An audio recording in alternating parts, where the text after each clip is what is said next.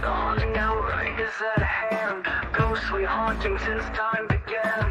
Raw side paranormal seeks the truth, looking for some kind of real proof. Creaky floorboards and eerie dark mist. Grab your camera and document this.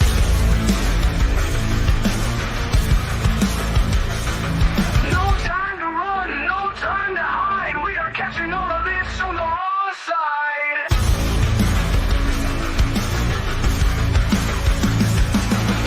A slamming door causes a fright. A shadowed hand appears in sight. Grab your REM pods and your K2s, or anything else you can use.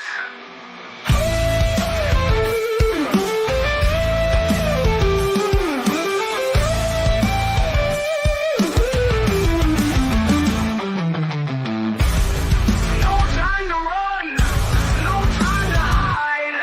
We are catching all of this on the wrong side. A slamming door causes a fright. A shadowed hand appears in sight. Grab your REM pods and your K2s, or anything else you can use.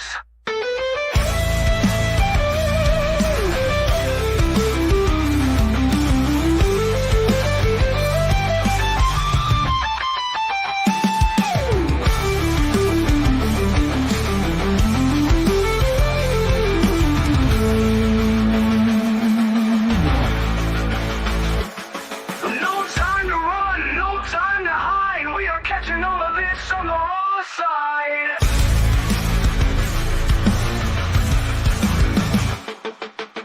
The icy air touches your neck. You feel like screaming, but you stay in check. All's rising up to take the magical flight. You can't believe what's happening tonight. Don't run, don't try to hide. We are catching this all on the raw side. Don't run, don't try to hide. We are catching this all on the raw side.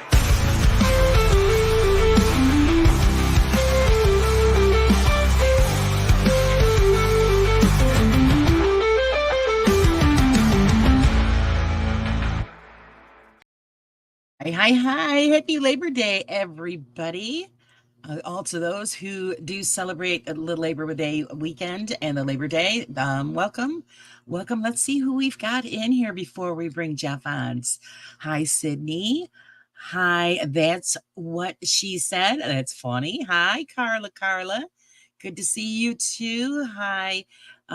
Is it Al or AI? I'm not sure. Hey, Michael, how's it going? Who'd I miss? Miss D. Paranormal Poets. Hello. Welcome to everybody who's here. I know Betty's in there in the corner somewhere. I talked to her earlier. I'm glad you could all join us. Hopefully we're going to have a good time. We always do with Jeff because he's such a great guy. So put your hands together and welcome Exploring Harley. Hi, Jeff. Hello, everyone, and we are streaming on both channels. We're streaming yes, on Laura's channel and on Exploring Harley. So, so that's welcome all the new everyone. names and stuff. You're gonna have to give me time to figure them all out. Yeah, but that what she said. Her name is Chris, a good friend from Ontario. Let's see. We have Philly Girl. I saw Little Mama.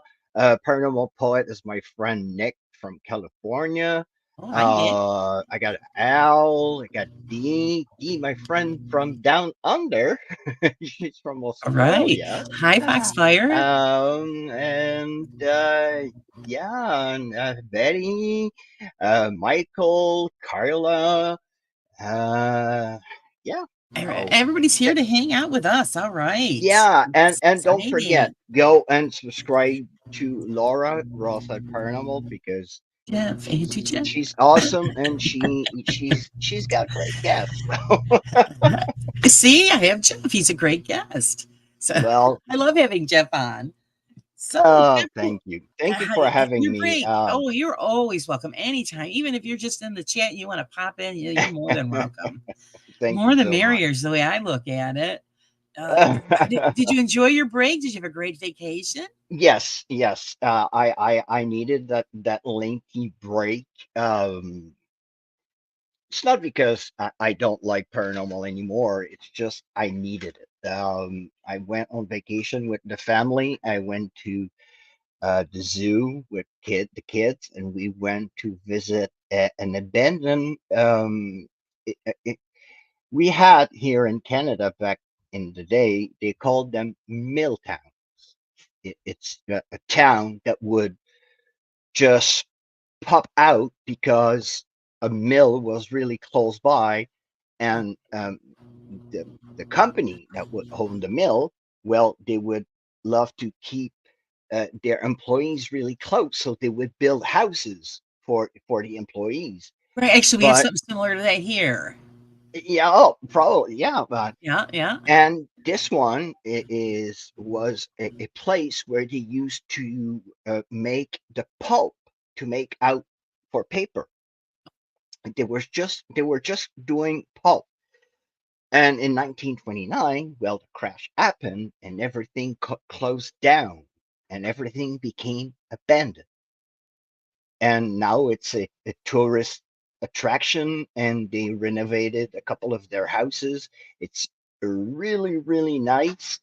And I will probably go back to do a paranormal investigation because Oh, yeah, that'd be in nice.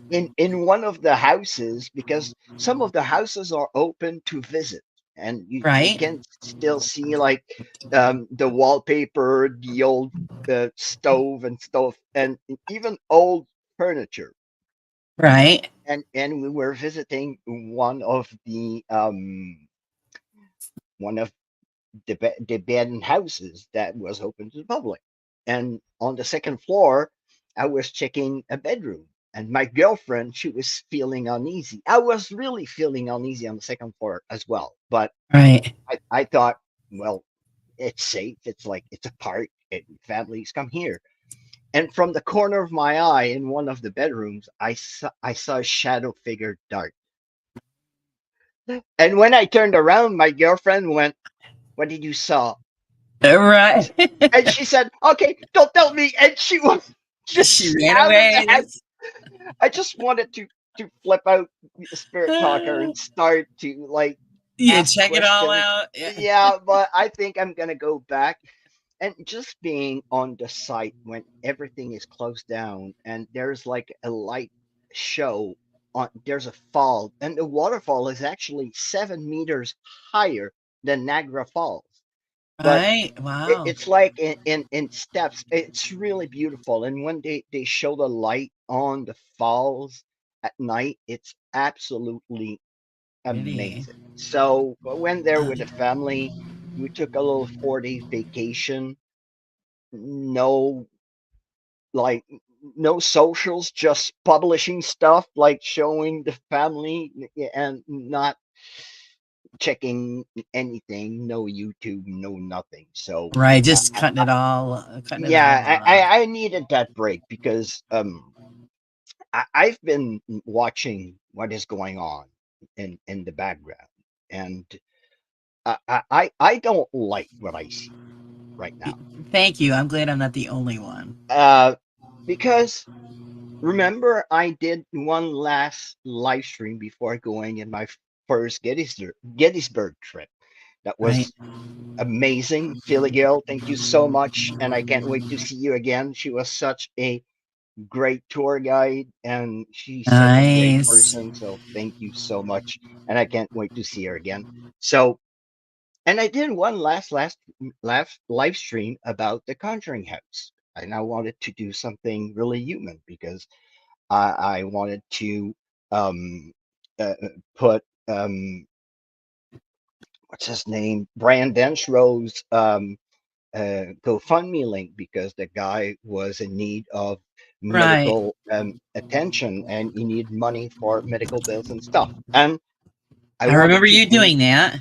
something really human to do that. And he even reached to me on the comments. He even commented on that live stream. I was really, really um, touched by it. And while in Gettysburg, I couldn't really post anything or barely anything or react on anything. And I was seeing new channels just being born out of the drama that was going on. Yes. They were just reporting on the drama, but putting the faces of Jason Hawes and the Conjuring House and putting Jacqueline Nunes and stuff like that. It's like, okay, you're I'm sorry, I will call them that, bottom feeders. And they're Yes. using the faces of personalities and a controversy that's happening to gain subscribers and gain Yes. monetary advantages. Yes. And I didn't want to be part of that. So I kind of backed out a bit, and I probably did a little depression, um, because I was really burned out. I can hear Trying, you. Hi, Bill.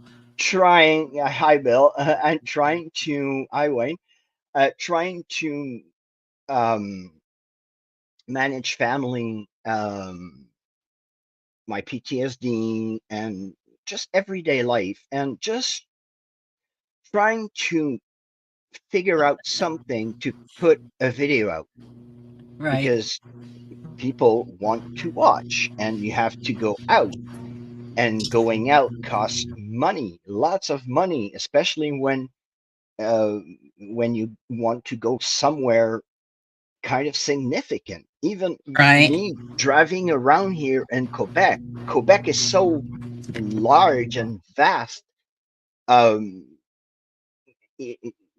I did one investigation here in Quebec, right before going to Gettysburg, and it was a 3 hour drive from my house, and it was in the same province. So I wasn't even going like abroad. I was still in Quebec, but I had to drive 3 hours to do to for that investigation. So the cost of fuel, the cost of, I don't know, energy drink, coffee, you Right. name Well, it. yeah, everything that you need when you're on the road. So it's Exactly. uh, So it's really hard, but I took a break and I decided, like, just do your own thing. Yeah, be don't. It's hard to look, not to look, and it is because I was out on yeah, the road today and I just kept checking my phone because it kept going off. And I and was getting and me, tr- messages from a bunch of people, and I'm thinking, oh, I can't answer anybody. I don't do this stuff, when I'm out on the road with my husband. So it's, and but it's hard. You got to sometimes, look. yes, and sometimes it's hard because you want to, I don't know, kind of check what the others are doing in their investigations, because if you want to compare the results that you will have, well, you will check other creators, Right. real ones, not not the fancy ones, but Right. Not the showboaters. yeah, Hey, exactly. hey, hey, So hey Joe. How are Joe, you? so you want to check those videos, and sometimes you have excellent videos like the one that Joe released recently, about the famous postcard, the famous picture Yes. about Yes. another a famous location. So, and you have to do research, because when you go and investigate a location, well, you don't want to take what the owner is going to give you as an information for granted. And Right, because the I majority of the time it's either just folklore or bull. It's hear, and sometimes it's hearsay. yeah, Oh, I heard that guy, and I heard. So you want to check if every fact check out and everything check out. So you fact check everything. So you have to do research, and trying to do research on a computer when you have a 7 year old and a 5 year old yeah, arguing. That's really hard. yeah. Yeah, it's kind of hard to concentrate on what you're doing. Exactly. So I needed that pause. I kept out. like looking. I kept on um, kind of. I was keeping an eye, and especially when I was upset again when all the debunker anonymous kind of saga exploded as well, and I was kind of upset because I was kind of understanding what the people on the other side were kind of receiving as like they were calling Beardo Joe and Side Eye Guy a bias because they were associating with Jason Hawes and well he's the Right. father of Satori, so they were guilty by association. Yeah. And as we know, I am a guilty by association because I filmed with Angelo from Exploring with Angelo, and Yeah. Angelo is known to work with Gasco, and people associate everybody. And oh, he probably Right. fakes. And they He works shouldn't, with yeah, they Angelo. shouldn't do that. So I was kind of understanding what they were getting, and I was looking sometimes in some post on Debunkers Anonymous, and Joe, I, you're right. People can suck. people can say, "Yeah, exactly," Everybody's and so and judgmental. They really and are. I wasn't liking what I was seeing. I didn't left the group, but I kind of refrained myself to instead of putting a foot in my mouth, I'm gonna shut up. Yeah, So I pretty much stayed away from it too because I mean, there's a lot of it I didn't, and I had mentioned it early on, even before that stuff started, that I've noticed changes in the community that I was not happy with because we weren't going in the right direction. People were attacking each other, and we're trying to defend that we're not a toxic community, but here no, they're showing these signs against people that they're supposed to be a community with.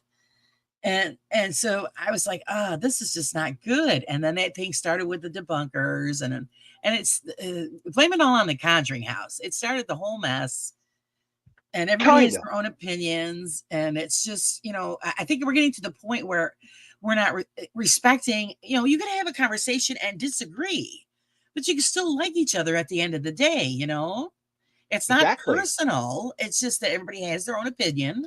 And I think we should, respect that. Not everybody's going to believe the same. Exactly, and it's not because you don't like a piece of equipment that when you see a paranormal investigator working with that piece of equipment, you say, "Oh, he's a fake." No, and if that person uses it and believes in what he is getting from that device, I just say live and let live. And I know people will say, well, you'll get false positive. Well, I'll figure out myself. I think Yeah. I'm bright enough. I'm intelligent enough. I didn't jump out of a perfectly functioning plane enough to lost my brain cells. And yeah, you didn't land on your head. So, I mean, I know I read books and I know some stuff, but I know that some people will say that, and I understand everything, but I will keep working with some gizmos, some devices because I, I'm I'm doing something that needs a visual. Yes, you need auditory, but you need something visual because people sometimes they need something flashing. They need something kind of physical. It's in our human. It's in our system. It's in our. We need something right. like visual to Tangible. Yeah. tangible. Thank you. I'm French, Did I? but and I would work with boring devices if I would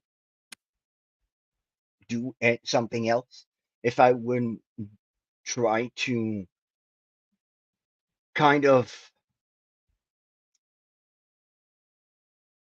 I'm looking for something, but I wanted to make it as fun as it was when I was investigating as it is to watch it.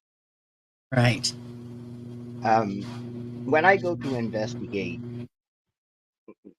yes, I do it alone, but I tend to do jokes and stuff like that. I want to, and sometimes because like probably I'm spooked, and I want to kind of reassure myself I'm telling jokes.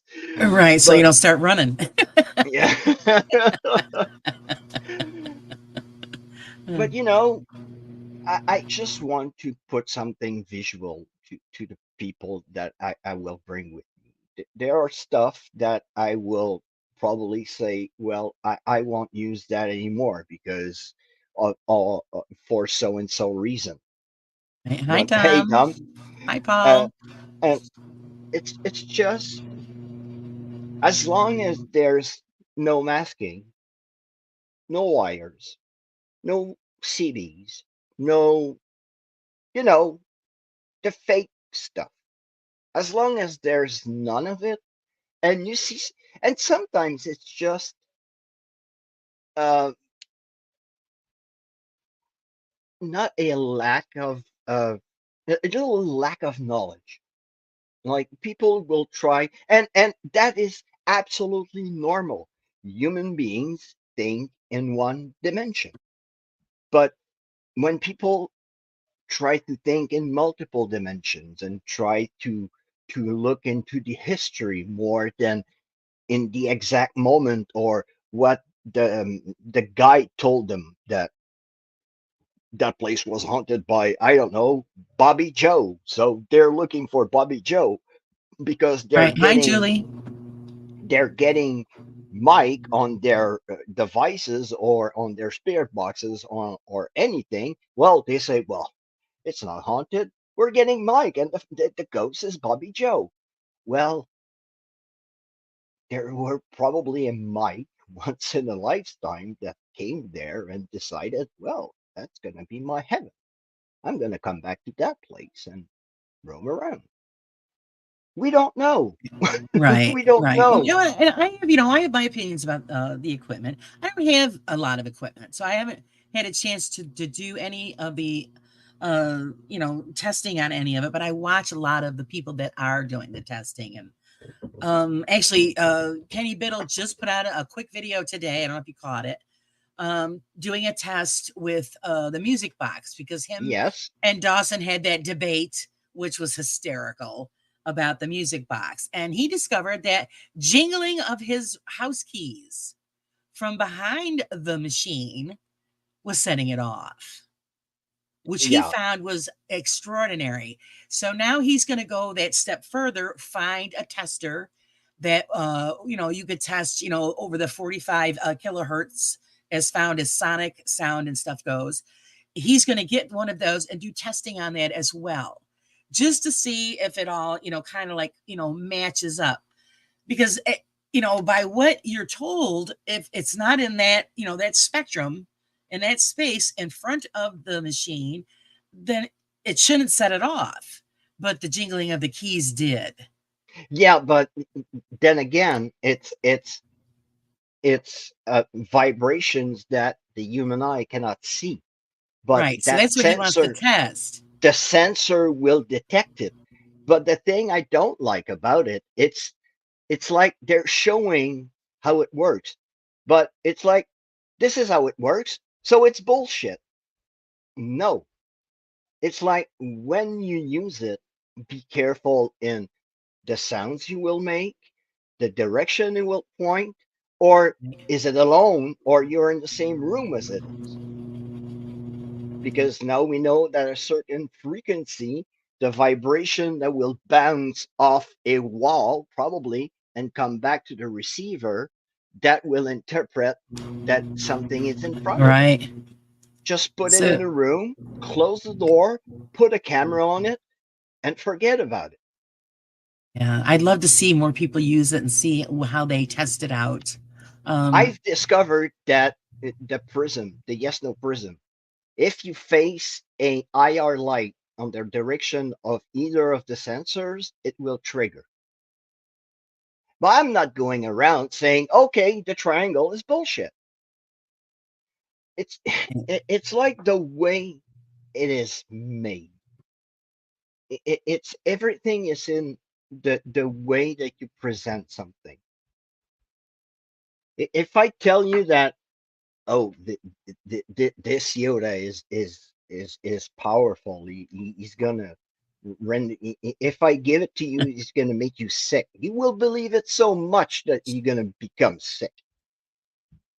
But it's the same thing. If I tell you that something doesn't work, hey, that mouse doesn't work. It doesn't work for me.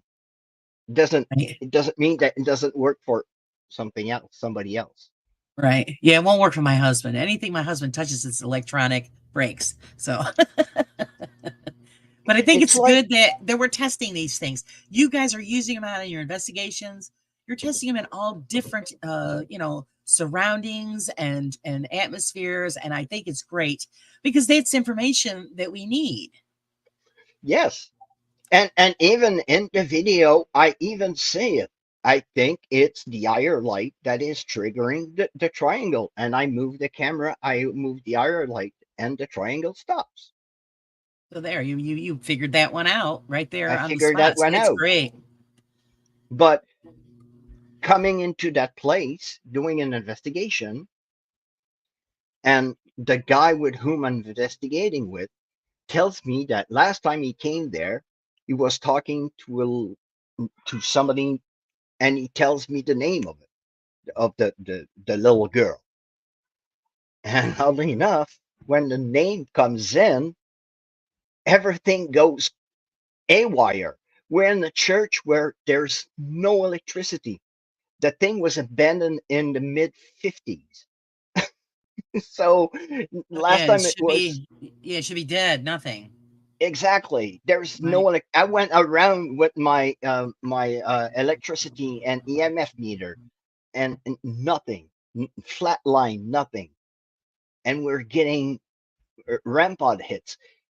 I know it's a freaking rampart. There was a road probably 250 meters from where we were, but it's a freaking back road. There's one car like an hour. So, Right. yes, it could be a CME, it could be anything, but it was kind of odd to get the name and get a response at the same time. And so, Right.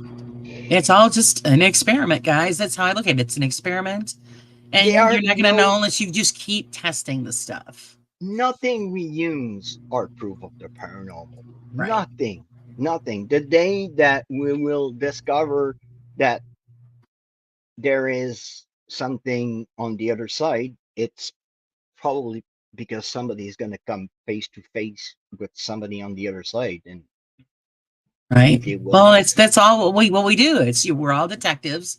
We're all, you're all scientists. You're all trying to figure out, and Jonathan's right. Experimentation is very necessary. Yes, Even if yes. you believe that the stuff doesn't work, you think it's bullshit, but how are you going to know unless you test it and retest it?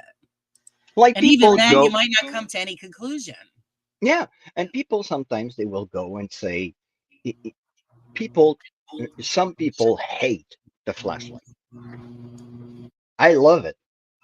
Why? Because I had results with that thing that to this day I cannot explain. The thing sits close for hours and hours and hours on end. The temperature is kind of stable. That if it's cold, the thing is cold. If it's hot, the thing is hot. It is adjusting itself to the ambient temperature. Hmm. But on a given question and asking to use the flashlight, the damn thing lights up. And just confirming, can you turn it off? And it turns off. And going again to all the other devices, and the flashlights stay closed for hours again. So it's for those moments that okay. Right. There's just something else you got to catalog, document everything. And then, it takes years and years. We've all been doing this for years, the majority of us. And you just keep track of this stuff over the years. And then you go over that data. And then you're thinking, okay, well, this is happening. Well, because somebody had asked me on a live about, do they think that spirits have a time limit here? Because they were going to a place for years, and then within the last 3 to 5 years, they've been getting nothing in that space. Um, I think so it I thought that goes was a with great question. I think it goes with a little bit with I go with cartoons. I have kids. Have you seen the movie Coco on No, this on Disney? Go and watch it because you know that the in Mexico they celebrate death, the right? Day of the Death, Yeah, the Day of the Dead. Yeah. the Dios Hi, of Muerte, Tamiar. Hey, Rob. and they are celebrating, they are honoring their death and everything, and the little boy goes to heaven because he wants to go see his grandfather. So he manages to travel on the other side and he meets a skeleton that is a muerte, but nobody remembers him. So if nobody remembers him and honors him, you will fade away. You will die a second time. So Nice. is it that that is happening to the spirits when they're not remembered, they just vanish? Because Right. I've noticed when I visit abandoned graveyards, I have lots of activity and names and stuff going off and Well, they're probably hearing. saying, finally, somebody's here to visit us. That's my theory, Right. that they say, "Oh my God! All right, finally somebody's coming. I won't fade away into the unknown." Right. So That's why I is it love going to old cemeteries. It's not just for the history, but again, nobody's been there. So you don't know what's going to happen. is it exactly? And mm, mm, I've always said that as part of ghost. I've always said that the best history books that we can have are the graveyards. Oh, Just go yes. around, watch up the dates. Sometimes they have a little history written on the stone.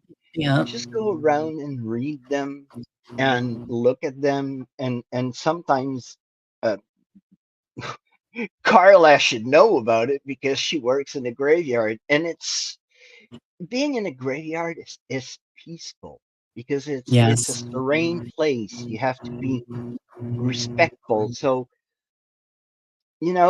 and it's a place for remembrance. So if spirits don't have anybody that comes and visit them anymore, well, they will try to reach out to the next person that will come.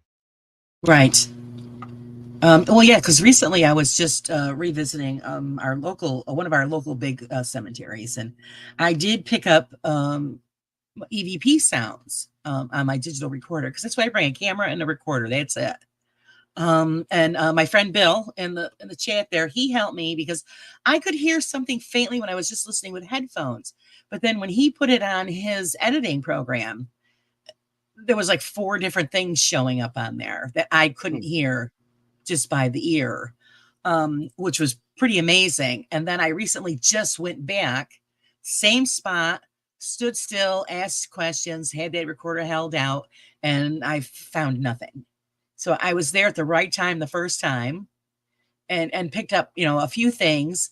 Oh, and by the way, Bill, I did check, and there was a headstone with the name Jacob on it. So the name we Oh, heard was Jacob. So apparently that's who I was talking to, which was pretty cool.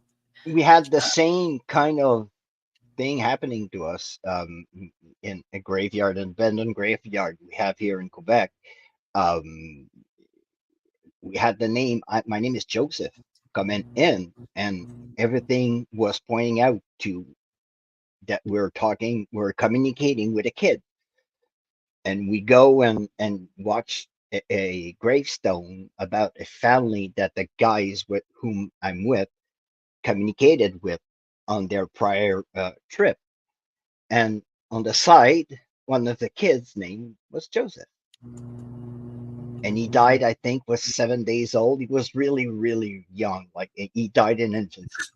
So, Right. but it was kind of odd having the names and having and Right. here I think I made you listen to that short video that I have about where we're investigating and we hear a kid say hello. Yeah. Yes. Yes. Yeah. And you know we're kind of communicating with a kid without knowing I have a kid saying hello on Right. on my thing. And when I was editing it, I didn't even heard it. So Well, the only thing I heard when I first started listening was, like I said, with just the headphones. You could hear like this strange breathing, and it was like it was underwater. It's the only thing I can compare it to. hmm, And you know, it was a man's breathing because it was heavy, and everybody goes, "Oh, was you breathing?" No, because I've always trained myself when I do recordings, the recorder's way away from me, and I breathe through my nose, not my mouth. You know that this was a mouth breathing, kind of like I said, underwater sound. It was really odd. And then you could hear what it was saying in one incident, but when it said the name, you couldn't make it out with just without putting it on the editing program because it enhanced it because it was a whisper of the hmm. name Jacob. And then, of course, at that time, I didn't hear it, so I didn't look for the name until I went back and where I picked up that sound, there was a stone right there. It had Jacob on it. Wow, So that I thought was incredible. And then, of course, that's a after that, great there was something catch. else that was said, and I'm like, okay, that one I was a little freaked out about. uh, I won't say because if I share the sound wave, then everybody can see if they can pick it up on their own. Hi, Hey Steve. Steve. And I've sent it to a few people and asked them, just check it all out, see what you hear, and let me know because I know what I'm hearing, but I wanted to see if anybody else could pick it out. Because like I said, I There's sent it to my friend Bill, and he goes, "Well, is that you breathing?" I said, "Well, no, I'm talking at the same time. How could I breathe like that and speak at the same time?" Then you think and I'd have like emphysema or something. So no, it was totally different. It was and totally that's different, and you knew it was a man's voice. and that's what I like about digital recorders that have an SD card in it. When you Yes, take that SD card out and you pop it in your computer, I don't know if you're like me, when you put headphones and you close your eyes, you hear where you are hear in the room. everything. Yeah, And I caught an EVP and was one of my kind of best EVPs that I caught was just the breath. But when you listen to the breath with headphones, he is like we're sitting on bunk beds. It's an old citadel in Halifax, and it's one of the gun positions. And we're sitting on the beds where the gun crew would sleep, and the breath comes from where the guns are. You can hear the breath in the room because wow. it's a freaking granite freaking room, so it's echoey. So you can hear that it's far away. It's not my friend Lomar. It's not me. It's far from the recorder. So that's what I like about because when you listen to it like that, you can make out, oh, it's way too close to the recorder. Could be my breath. And Right.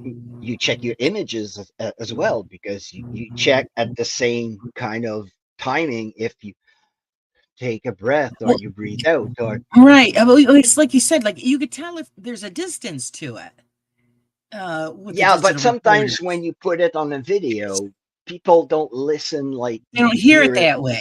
Right. because it's all compressed and uh, Right. Because Bill was saying, he goes, it sounded like it was like right in front of you. I says, oh, it could have been because I was just standing there and, And like I said, it was just the weirdest sounding breathing. Just wasn't, like I said, it was like it was underwater. It was really odd. And and especially when talking about EVPs, because I just had a flash. When you hear someone else's video and is in his video hear the same kind of sound that you heard when you were there or you caught when you were there. right, So that's really intriguing. You start, and if the person like debunks, oh, it's the fridge door or it's a piece of the boards, then you say, oh, all right, could be that debunk. right, right. Thank you, Wayne. So Yeah, it's odd. And the thing is, you didn't pick it up when I was doing video because I was doing video at the same time. So it's the camera didn't pick it up with sound, but the recorder picked it up. yeah, And so that's and great, because that's the way I like to do it with the camera and just the recorder, and just let them do their thing and see what happens. exactly, and you we have we all have a decent sense of judgment, I think, and I think we can judge for ourselves, like if is it paranormal, is it natural, is it you want to know because once again human human reflexes, you want to reassure yourself, like Right, because everything paranormal it's not normal, so people right. don't like what it's not normal, Like I said, so I listened to it over and over. I don't know, about 40, 50 times, and I'm thinking, is this really saying what I think it's saying? And even though I know it was saying what it was saying, and I know it wasn't me, and I know it wasn't contamination from other things, because it just it said what it said, and I'm like, all right, yeah, I'm right. It did say that. And yeah, it's just, but then when I went back the second time, same exact, area, same, beautiful, shady spot. And I haven't heard anything. But I'm going to check it again, probably several hundred times before I decide if there's anything on there or not. and it's like fishing. Yeah. It's not because there's That's like right. 1,000 fish in the pond that it's gonna bite. If the fishes are well fed, like this big guy behind me, well, He's mooning us. Yeah. he's moving. Well, and spirits are not circus animals, and if you come like charging with your big guns and Right. going at it like, all right, I'm cracking the life after death mystery tonight. And like, Right.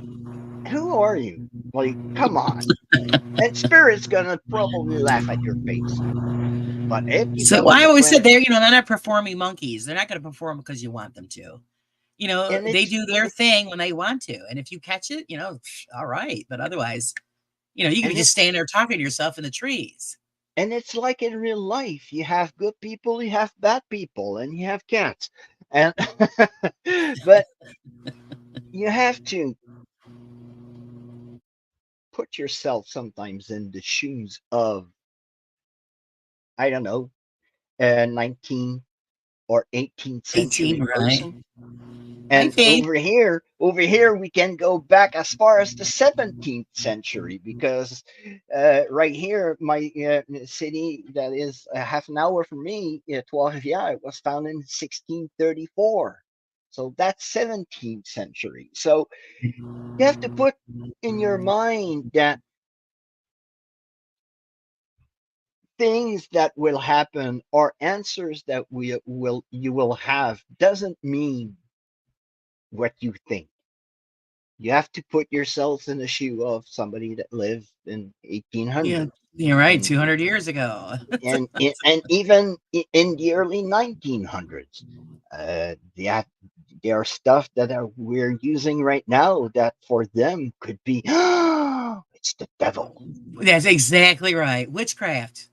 Yeah, and people go, oh yeah, that house is demonic. No, it's just the way you dress, the thing that you use. People from the 18th century think you're the devil, Right. because you're dressed differently. You addressing them differently because the speaking was really different back then than today. And and like you said, if you have an answer like you're a witch, well, if you have a lady with you, probably because back in their day, somebody that would do something like that was Right. considered a witch. You're So right. You're right. she's not telling you that she was a witch. Right. It's like people will, well, especially the one that look for the sensational kind of part of the paranormal. They want to Right. go with the demon, the devil, the witch, everything demonic, everything bad attached to it. Bad. Right. So and like Joe once said, it can be really, really hurtful for some locations because Yeah. people that don't like demonic stuff and are afraid of this. Well, they Sure. will say, "Hey, I had a booking for next week. Well, guess what? I'm not going. You got demons. I'm not going. Okay, bye." Right. And he just lost probably 300 to probably, I don't know, $500. Well, It can be damaging. So we right. have to be really careful. And I think most people here are not looking for the sensational or getting rich or getting like famous. I've been MIA for a month and I haven't posted anything for three Right. months. Oh yeah, I'm looking to be really, Well, really, really no, known. you're just gonna you have to recharge the batteries. Friday House, Yes, yes, I can post the sound wave on my community page on the page there, and then you guys can get a chance to listen to it. and Giselle, exactly. Thank you for saying that religious beliefs can Yes. tend to bring you into certain places. Catholics, Catholics, and I live in a place where the Catholic Church was basically in the beds of the mother and fathers until Oh the yeah. 60s. All right, Oh yeah. here Well, in see, even now they still have a strict code. I was raised Catholic as well, and and so but here you in have to leave Quebec, that. You have to leave that at the door when you're here in doing an Quebec, it investigation. was it You was got to leave that really behind. bad. It was really bad here. I don't know if you heard about the Duplessis orphans. It's a the beautiful Catholic Church. The cardinal was good friends with the prime minister of the province back in the late 40s. No, sorry, in the 30s. Right. And the prime minister back then was Maurice Duplessis. And mothers that would have children out of wedlock, well, you're in sin. So you have to give your babies away. So they would go to Right. those places and give their babies to the state, to the province. Right. And everything was put in place by the Catholic Church. And those orphans that were deemed, well, a little bit turbulent or probably more problematic than others, they would send them to specialized asylum that were purposely built just for those kids. And over there, they would do everything they wanted with those kids: Yeah. experiments, uh, Yeah. Total lobotomies, abuse. Yeah. abuses, physical, and SAs. So it was one of the worst part of Quebec history. And when I say that the Catholic Church was practically in our bedrooms, that is Oh, they were. that was true. The priest would go around knocking on the door. Oh, you're not pregnant. It's been a while. What's Yeah. happening? You're not Yeah. praying enough. You're not good in God. You're not doing God's work. You have to give your husband. You make your husband really really happy. So you have to give him Right. pleasure, but Right. not too much pleasure Not too much, because because then you're a you have to sin. make kids.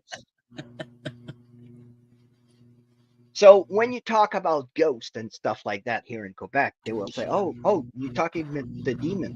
No, I'm talking about spirits. I'm talking about people that don't want to go across, or they want to stay here because of XYZ reasons. I But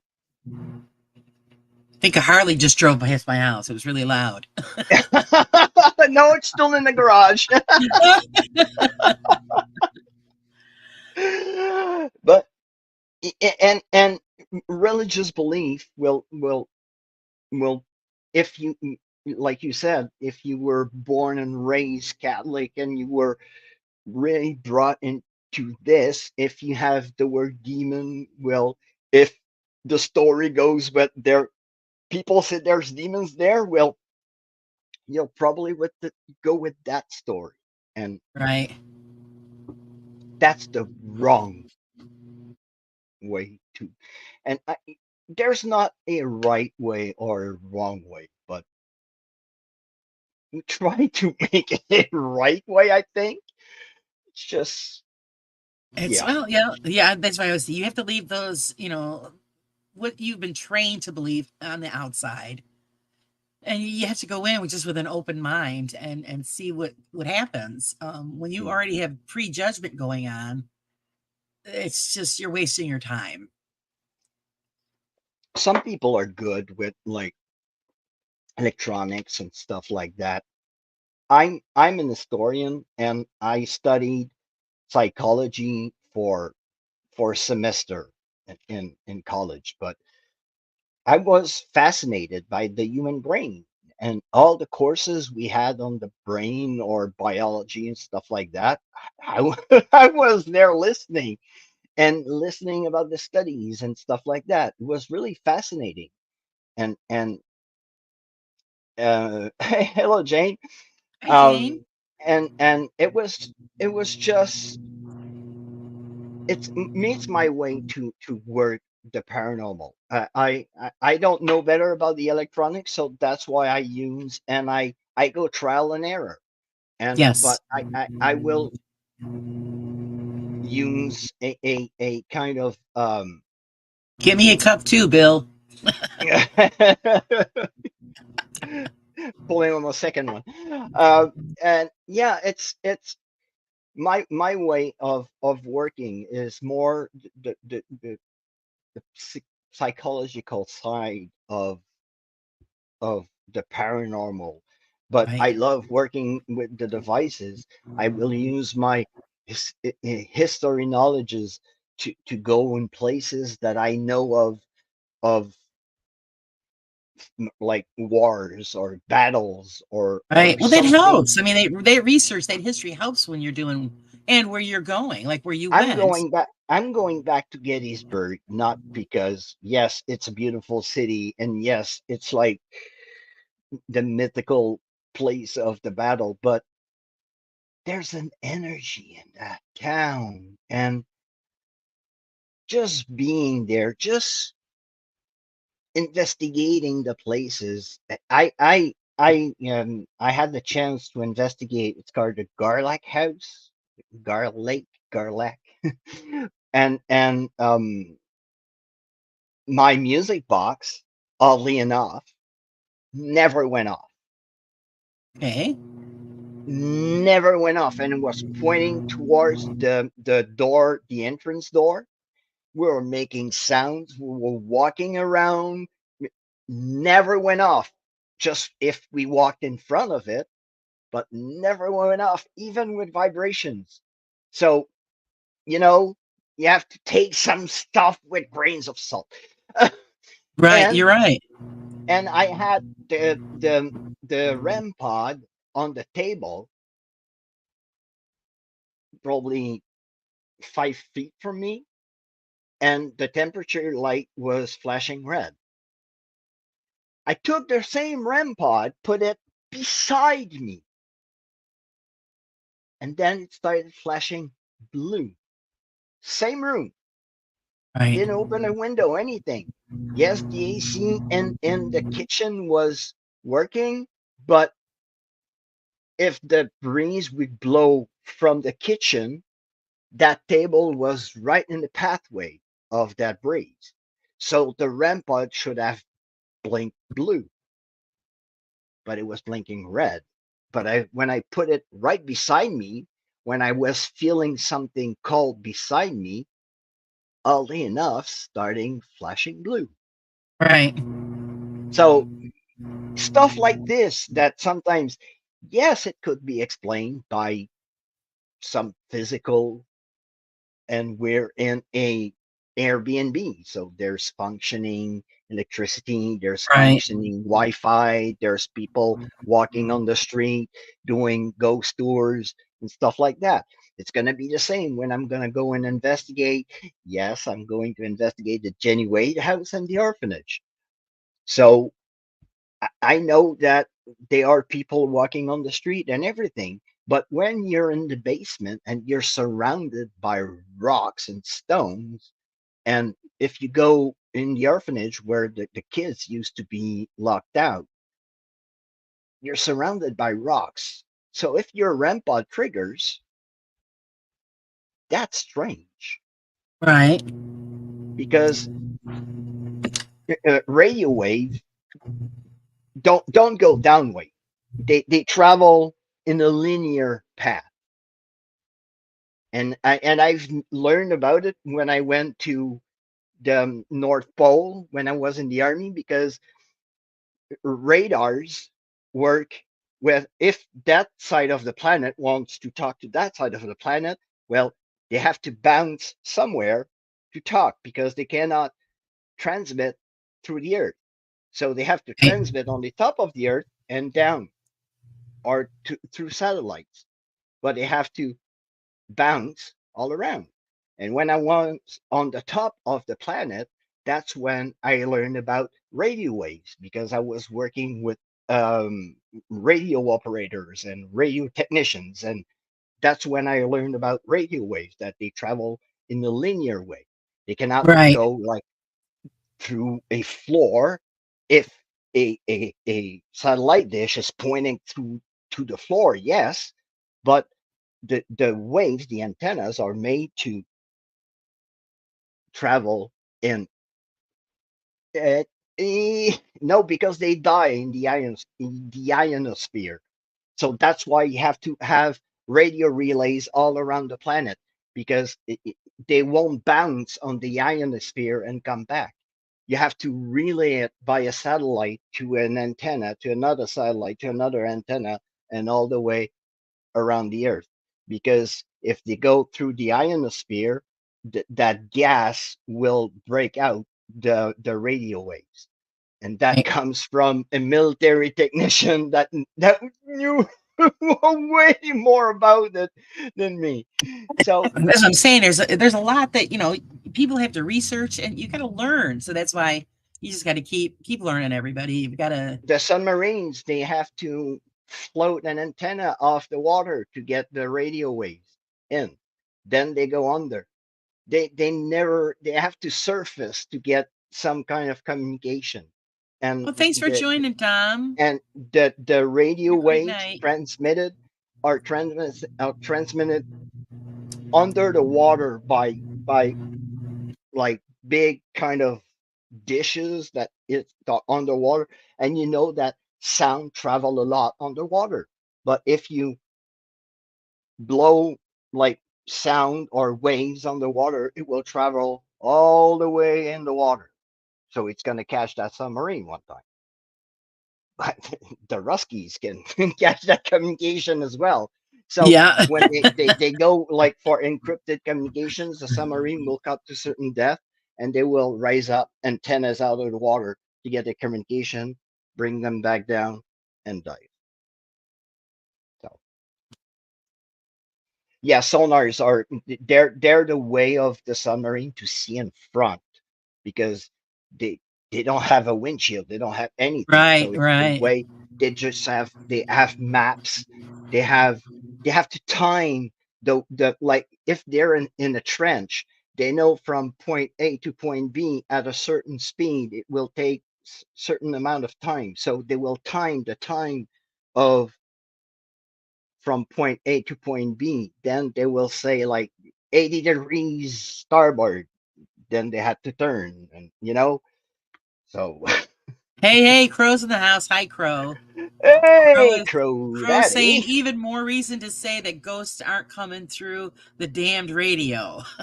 Well, He's it's talking. I think he's going by spirit box. Everybody uses the yeah, regular radio.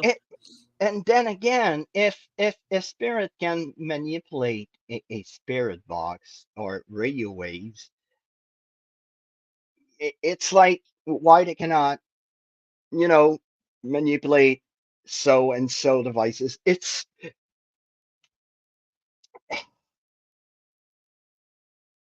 not that I'm not saying don't use it.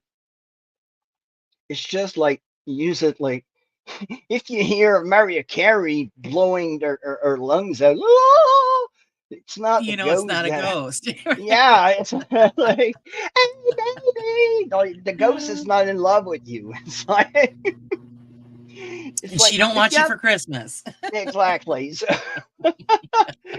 if you have a phrase coming through different radio stations and there's nothing on it, and and the phrase is kind of going through a couple of like through two or three radio stations, it could be because they kind of interlap, but through like five or six, that that's odd.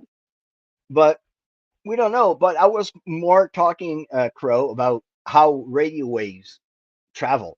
They don't travel.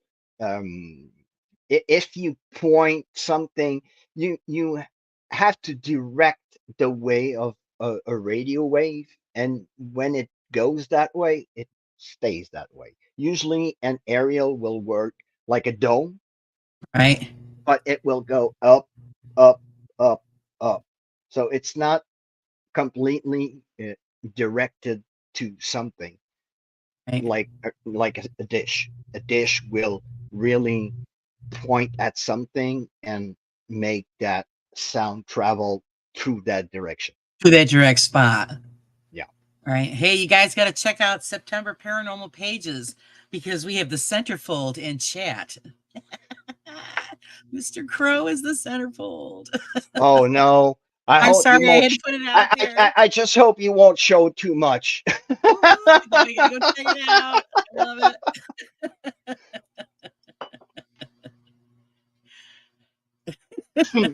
He's so sexy it. the page won't fold. Oh, gee, that's right. Damn sexy. So, We love Crow. oh, geez. Such a Yeah, great no hot guy. dogs. No, they were in the photo. They were in the photo. We included everything. So yeah, you guys got to go around my page and click on the link. You'll get to see the magazine. But yeah, that's what I'm saying. It's great that everybody. The damage has been done. Uh, everybody just has to keep continuing testing all of this stuff, and it's great because you guys are just a well of information. Because especially for all of us that don't have these gadgets, even though because I'm curious when somebody says something, then I start looking it up because I say, okay, well, I want to know how this works, and what is everybody what is the debate, There's two and things. There are two important things you have to bring when you go something. One is your brain. The other thing is your common sense. that's pretty much what I use. That's it. So, you know, All the other stuff is just flash and and glitter. it's not because the chihuahua next door start barking, there's a girl yelling in the woods. It's like try to listen. And if you don't know the sound of an animal, just Google it. And I think you will hear the sound or Google the sound like Right. sound of a fox or because people tend to forget foxes when they're afraid or something, they can scream like a Scream. they scream like a girl. Oh yeah. You could ask They Bill about that. Bill knows that he's got him hanging out at his house, and that's what it sounded like. Somebody screaming. oh yeah, It was because awful. it's I heard when I went to the zoo. Have you ever heard of lynx? And candy, sweetie. Hello, Candy. Have you ever heard of lynx communicate? No, to be It's honest, no. it's scary. It's really scary. They- I'm I've heard not bobcats. eh, Is it lynx. Yeah, similar? bobcat. Yeah, Oh, bobcat. okay. Yeah. Same thing, lynx, okay, we call it, yeah, We all right. call them lynx here in Canada. Sorry, a bobcat. It's freaky. So Yes. imagine you hear that in the woods. It's like, oh, there's a Somebody's being kill here. murdered. Exactly. Actually, it's a bobcat telling another bobcat, "You're in Right, my territory." You know. right, So it's not because you hear something screaming in the woods. It's oh, it's a ghost. It right. could Oh, be yeah, anything. she's Giselle saying owls and loons. I love the sound of the loons. Yeah, I think it is so calming. But owls and can it's see one of our national symbol. the loon. I Yeah, love it. That's why we always, when we go up to the lake, and I just sit there and I can listen to that forever.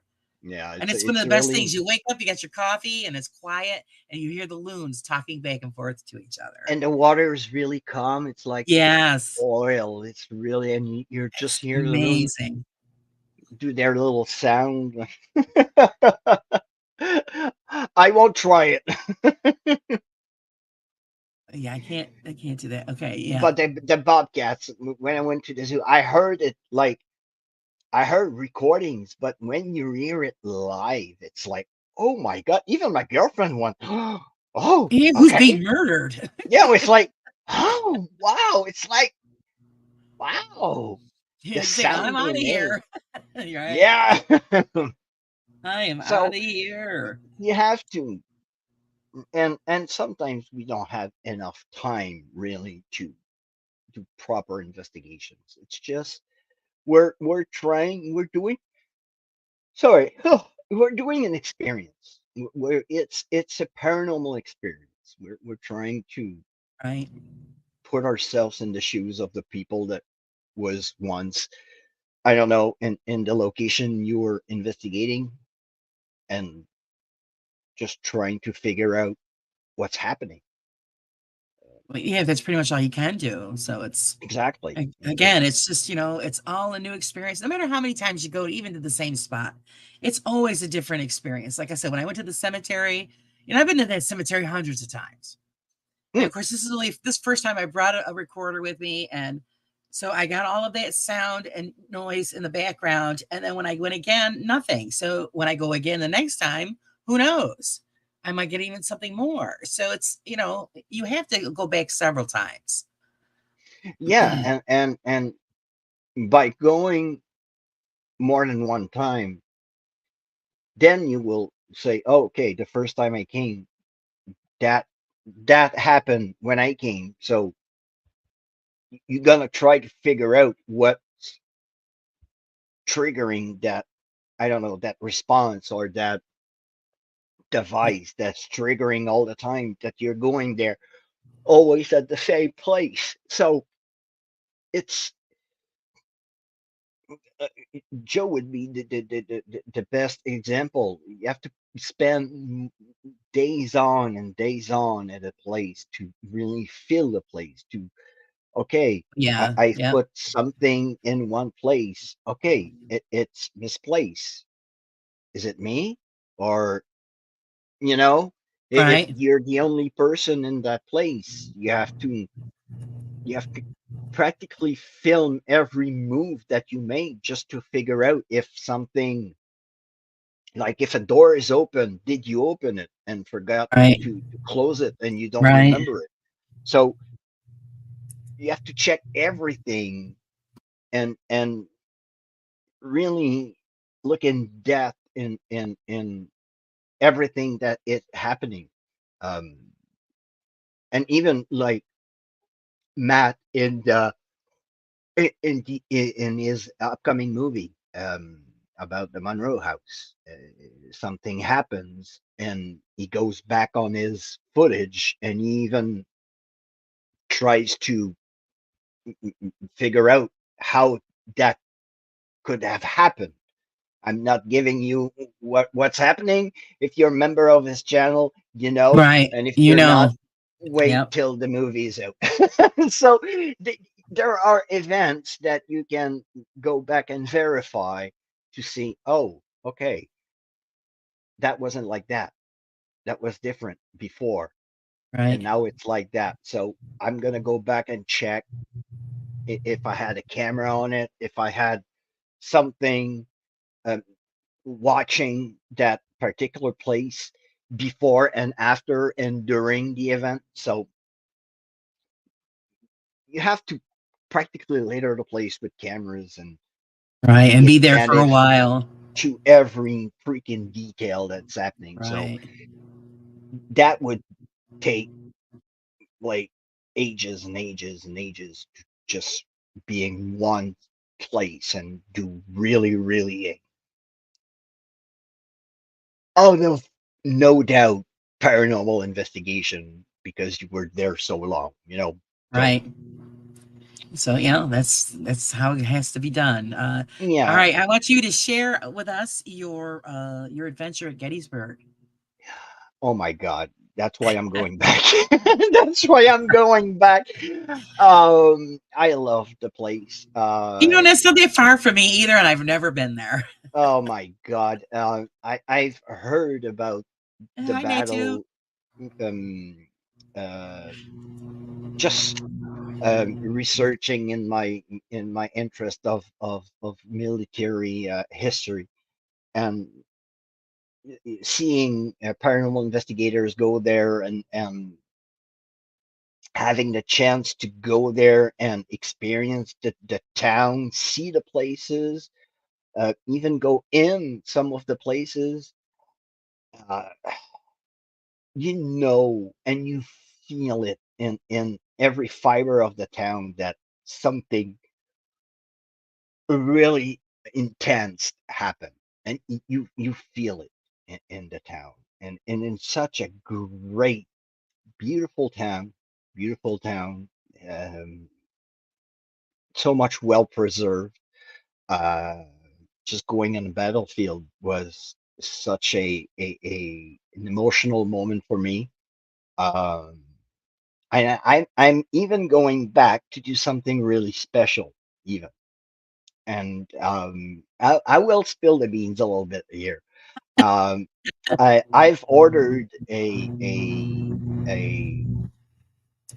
relic case with three artifacts that were found um, on Little Round Top, where the 20th Maine were posted. And we're just neighbor to Maine. Maine is our neighbor state with New Hampshire and Vermont. Right. We're in Quebec, and Quebec and Maine had that kind of attachment. And I've always been fascinated by that stand that those men did, like running out of ammo, and the only thing that they had to do to push or to make the Confederate um, quit is to charge, and Right. charging, going down a hill and brushes and wood and over bodies, and it was just amazing. So I I I couldn't order it here, so I have ordered it at my friend's house, Philly girl. She will bring it to me on Little Round Top. I will open it on Little Round Top, and I even ordered a replica of the 20th Maine battle flag that we'll have Nice. on Little Round Top, unveiling those memorabilia, those artifacts that were found on that piece of hollowed ground. Yeah. Nice. And when I was there, I had the chance to go and sleep, and I stayed, and I will stay in a period house on this trip as well. But my last Airbnb was a Confederate hospital when the Confederate were retreating out of town, Yeah. and two Louisiana Tigers, Louisiana soldiers, passed away, and one of them was named Arthur Fontenot. He had the most French name that even a Frenchman can have. Yeah, I mean, you could Yeah, say it. There's no way I'm gonna even try that one. yeah, and the Thanks other for one subbing, was guys. John. I have the picture right here. There you go. Ah, very beautiful house. Um, uh, so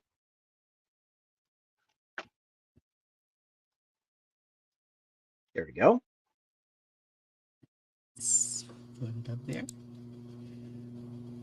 There it is. Oh, So this is the barn, and the soldiers that passed away, they passed away in that barn, okay, and they were buried in the back of the barn. But they were taken back to Hollywood Cemetery, the Confederate Cemetery. I think it's in Hollywood, Virginia. I think. I'm okay, not sure. So that's the barn. That is the house. The finger again. So Civil War building, and these are the gentlemen that passed away. They were both 19 years old. Private John F. Hodges from the Ninth Louisiana Company D was born in 1843 and passed away in 1863 on July the 4th. So he passed away the day after Pickett's charge, and right, he was not involved in Pickett's charge because the Louisiana soldiers they attacked near Cemetery Hill, so they attacked like Culp's Hill and places like that. So he was probably mainly uh, not injured, but he was hit or he was injured, yes, on possibly July the 2nd, because okay, on July the 2nd, the Louisiana 8th and 9th company attacked on Cops Hill and a part of Cemetery Hill. And Arthur Fontenot was probably injured at the same battle on the same charge, but he passed away on July the 10th. So, and that's my dog. aw, That's my Bonnie. so, so yeah, it was a great experience to sleep in a house that was there during the battle that harbored some injured soldiers. It was really an interesting investigation. I did like a 15 or 10 minutes alone in the barn in complete darkness. right, It was intense. It was kind of I felt like, when you feel like somebody is not feeling well. I was feeling like surrounded by people that were not well. that right. was not a good feeling. So No, oh yeah, because um it's like very heavy, oppressive. It's oh my yeah, god. it's And this time the place was there during the battle. It's on Washington Street, and it's the street where General Buford came up when he went to on Seminary Ridge to watch when the Confederate were coming, and that was around June 30th, early in the morning. And when they passed through Washington Street, people were on their balconies, like welcoming right. the Federals because they knew that the Confederates were coming. So Hey, when he Spookfest. when Buford went in town, when he went by Washington Street, and he went just by that house that we'll be staying in. And I don't know if there's other stories about the house, if there's like probably a Confederates hiding in the house, or probably injured soldiers hiding, because you had federal soldiers hiding in town all over the place. You had Right. Confederates hiding, trying to um, uh, get just a shelter on their head, being in the town, and some of them took over most of the houses in town and ransacked them. And so And did, I yeah, can't did what they wait. wanted. Yeah, so I can't wait to hear the story about this place. And this time, I'm not going alone. I'm going with my friends, the Outcasts, the guys from Quebec, the Outcasts, Alex, and Matt, and Ben. So I'm bringing the boys with me, and Yeah. I'm going one day to the Paracon to meet Joe, Matt, and the crew That's right. because Yeah, that's coming up. yeah, at the Warren's Paracon. So Right. I took a ticket for Saturday because we're driving back on Sunday, and the Paragon is on Sunday and Saturday and Sunday. So I won't be able to make it on Sunday, unfortunately. So I'll be there on Saturday. Right. So that's great. When you were there, did you actually do any actual investigating, or was it just pretty Yeah, I did much two. I did you two did too? investigations. I investigated the house where I stayed, Okay. the Confederate hospital, and I investigated the Garlic house with where I was with Bill and Carly from the Spectral Researchers, the Spirit Talkers, and Okay. they're a group from Florida. And Bill, he's got uh, was that Julie. was that spooky? Or I know he's got a channel, and they were staying at the Garlac house and invited me to investigate there. Nice. So I did two videos, but this time, um oh, I'm not keeping everything, nothing from you. I'm driving down. We're stopped. We're See, give us a little bit, just a little bit. I'll If you give you everything. Driving down, we're stopping at Letchworth. We're gonna investigate Letchworth Village. It's please, the abandoned asylum town there's in New right? York. So we investigating that place. In Gettysburg, we are doing on the 26th. We are doing the Jenny Wade House and the orphanage. The next day, we're still looking if we're doing where the house where Jenny Wade was born, or we're doing there's a covered bridge that was there during the battle, and some Confederate soldiers were found dead. And it's like a place where people go and investigate. And if there's nobody there, we'll go there. And on Saturday, we are planning to drive an hour down to go and investigate the famous Blair Witch Forest. Uh-huh. Wow, that's gonna be cool. Yeah, that's gonna be a kind of awesome, kind of spooky trip. But being with the guys, with That the one you should boys, do live. I think I might go live in the orphanage or the Jenny Wade house or probably the bridge. Um, uh, Maybe the Blair Witch Forest if we have signal. But Right. I'd love to see that live. That'd be great. I know that those videos will be kind of the restart of the channel. Those will be the videos for the spooky season. Yes, we are in the spooky season, and the merch Spooky is season. available. Go check on Streamlabs / Exploring Harley / merch. I know I'm already working on the October issue of the magazine. So if you Yeah, guys got spooky stories or whatever, send them in. So yeah, well, it's the fun time of year now. Yeah, we get to play around with all the fun stuff. yeah, and yeah, so I will kind of restart the channel for the spooky season with those videos. I will bring back the past videos throughout like the following. Nothing will be in sequence. Probably Right. everything is going to be scattered out, but I know that those investigations are going to be released prior to probably everything else that I have in my hard drive.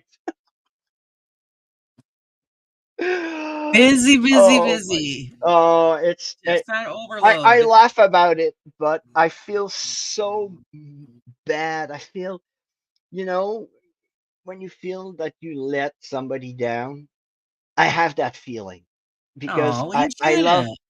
I love so much my community. I love so much my viewers, and I felt embarrassed a bit. Um, oh, good to know, Filiero. Thank you. I will look for that. But oh, thank you, Carla. Thank you so much. And I people tend like people have a facade on the screen, and they have another facade on when on normal life. But just ask Philly girl. I'm the same. I'm the same goofy person in person. I'm the Yeah, same kind of I idiot. believe it. I And believe it. Yeah, you're just genuine. I just want to be myself. I don't want to That's be all. a character. People, my friends used to call me the human Muppet because I look like a freaking Muppet. Nice. I always laugh. I talk and And like, you're silly. yay! Hey! I always tell everybody, well, I'm Gemini. You never know what you're going to get. Pretty much this is it. But then there's times where I can, I'll spend the whole day pulling pranks on people and, because I love to do that kind of thing. But, it's what you Definitely. see is what you get. Yes, and So you shouldn't feel guilty because we all get burned out. We all need that time to just put this all on the shelf and just live our life for a little while. yes, Uh, and sometimes like having mental health issues and people that have of other yes, there is Carla, yes. And when people that with mental health issues will understand that sometimes good and bad emotions, when you have too much, it's like it's like an overdose. You cannot take it anymore. It's like right. stop it. And I being the person I am, going and just the love that I was getting back was amazing, but it was like too much, you know? And I was like, who am I to deserve so much? Oh, thank you, Bill. So who am I to deserve so much? And then the freaking PTSD takes over, and you start to second doubt yourself, and so on. And It's well, yeah, it's well here, like Bill says that you kind of remind him of him because his mind is always moving. It is. It's well, I think all of us have a certain level of that. And yeah, then when you get into something like what we're doing, you become because me and Bill have had this talk before. You're like consumed by it because I'll go to bed and I'm thinking about, oh, what should I put on this page of the magazine, or what should I do for this video, or what should I do during this interview? And this will be rolling through my head, and I'm trying to go to sleep, and it's just not happening because I just have to keep going through it and going through it because I want to make it right for everybody. And then, like I said, you just sometimes you just gotta okay, I have to shut this off yeah, because then you're just overwhelmed. and yeah, and too much love sometimes. It's like you start to feel uh uh we call it the imposter kind of syndrome. You know that why am I having so much not success, but what am I doing that this other Why do we person like you? yeah, but you Right. being the person that I am, I was concerned about even my sub count. When I was going high, I was like, why are my friends are not going up? Yes, I was promoting, I was using a tool that is available through YouTube, Yeah. and some of my friends don't have the means, they don't have the money to do the same, and I was kind of feeling bad, so I kind of backed up a bit, and I went like, okay, I Right. feel bad. Yeah. And you want to tell every new subscriber, please go and subscribe to so and so, go and Right. subscribe to so and so, Well, because because you I'm want to like, see them grow. You want to see, them I be, want to see other succeed. I want my friends, exactly. the outcasts, the guys are so good, they're so funny, and I want them to succeed. And I will drive everybody that I know to their channel, because I'm gonna vouch for them. They're Right. goofy, they're funny, but Matt is the most skeptic person I never saw in my life, and he's amazed still by some of the answers that we have, because they go they go where it counts, and they ask the good questions. They're good guys, and Right. and and So yeah, I you want want to them see them to do grow. well. It's the Right. same like for Cassie Whipping Willow, for the girls of Paranormal XP from, and yeah, I'm vouching for my for my country, but down in the States, Dawson. I want Dawson to succeed. Uh, well, Joe, I have lots of success with Matt with their documentary, but I'm really happy when they have that success. Sure. Um, Other creators down here, Carla, when Hi, she's Claire. got new subscribers, I'm really happy. Same for you, my friend Dom. Uh, I want my friends to grow as I'm growing. Right. Um, I want people that comes and that come and discover me, that they go and discover my friends. Right. And I know That's that great. some of my friends can be tagged as fakers in the paranormal. Well, go and follow them in their adventures. My friend Angelo right now, he's crossing Canada by car, and he's bringing us to some amazing places that I would probably not go, and I Right. I will follow his adventures, but people will stop at looking when he does paranormal. The guy is the most truthful person I've ever met in my life. So it's not because one person that works with you works with somebody that is not truthful that Right. makes him not truthful. Well, I mean, that's what it is. That's the whole part of being a part of the community, is that we support each other. And, if I always try, like I do, like, I always try to do shout outs.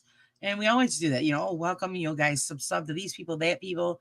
We're all guilty of looking at the numbers. I've learned, stop doing that, because then you do get depressed. You lose Mm. subs, and you're like, all right, what did I do wrong?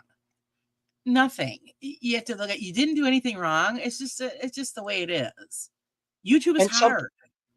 and sometimes YouTube, and it's not the subs. I've learned that YouTube can be a real pain in the butt, because Yeah. when they start going after the bots, well, if they discovered that somebody, I don't know, for X reason, XYZ reason, didn't watch your channel for some times, well, they can think it's a bot and unsubscribe that And person then, from you. yeah, right. Well, because they've done it to me. Because I would think, why aren't I getting notifications for some of the everybody that I follow? And then I look at it, it says, well, subscribe. I go, well, wait a minute, I already subscribed. I think it's happened like 3 times to me, Yeah, where they have and booted me off of somebody's channel. and it's because, like I said, because when they go after those bots, sometimes they will catch one or two real channels, and unfortunately, they will end up in the bin. And Yeah. And So just remember, it's everybody, it's not your fault. It's YouTube. and like me, I've been absent. I've been MIA for 3 months. Sub count is going down, and it's normal. I ain't posting anything. I ain't putting anything on. So I'm the only guilty one in that matter. Right. Uh, if you're putting content that is offensive or you're going after everybody in the world, like that Cajun guy that tried to Oh, he's a hot get, mess. he's looking for some friends. I'm sure He's looking for some friends. He's the one in the at the far he's just end looking for he's in the looking for the schoolyard count. looking for a friend. Like He's just looking for a head count is what he's looking for. He is so, oh my God, obnoxious. yeah, so make that kind of content, you will draw that kind Those kind of of people. Yeah. And exactly. people love it. They eat it right up. Because I know So everybody's done it. Everybody in the chat has done it. There's a channel. We've done it. You're thinking, why did I only have so many people? Or why are so many people have, views? Or, then you start, going through, what did I do wrong? What's wrong with whatever, like, or your investigation. You do the video for the investigation. Did I do something wrong during the investigation? Is my technique something that nobody's interested in? Or, so we always have these questions running through our heads. Oh, and we all do it. And that's why I was telling everybody, we have to stop. Just be yourself, do your thing. And if people like you, they'll come back. go out and go have a good time with your friends. Yeah. If It's gotta you be go fun. alone, Once it turns into a job, it's no fun no more. no, exactly. You're going, and like I said earlier in the chat in the live stream, you're going to you're not doing a paranormal investigation. You're doing a paranormal experience. Uh, yes, we call it a paranormal investigation, but it's a paranormal experience. Right. Well, because that's what everybody refers to it as. Yes, It's just a common label. and and we don't have to, and we don't have to be ashamed of it. It's what it is. It's just like s- some of those places are so expensive that Uh, just spending one night there, it's a mountain for, and it's a probably a one-time deal for some right. investigators because some places are really really expensive. And just a message Yeah, out there, and out of my league. if this is true, and if this is true, a little message. I know he won't see that to Elton Casty from the Overnight Crew. If he really wants to buy the Conjuring House with Matt Reeves, if they really, really buys that Oh, place, so I you did just see that, huh? yeah, I had I follow Elton on X, so and Yeah, I seen that if today when I got home. if they really buy it, I just hope that everything um uh rules wise is going to be chugged and Changed. throw all out the bin Right. because I hope the prices will come to a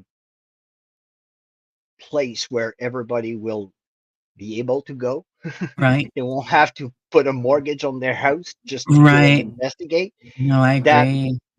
if 10 creators want to split the wage, it's their problem. So you can have Well, see, if any you get like, 6 people or two teams together and they share the cost, then they can afford to exactly go. a bit like Insdale. Insdale, it said $375 for a group of six, and then it's There you go. $110 for an additional $375 split in six. So That's all imagine right. that's all right, and Yeah.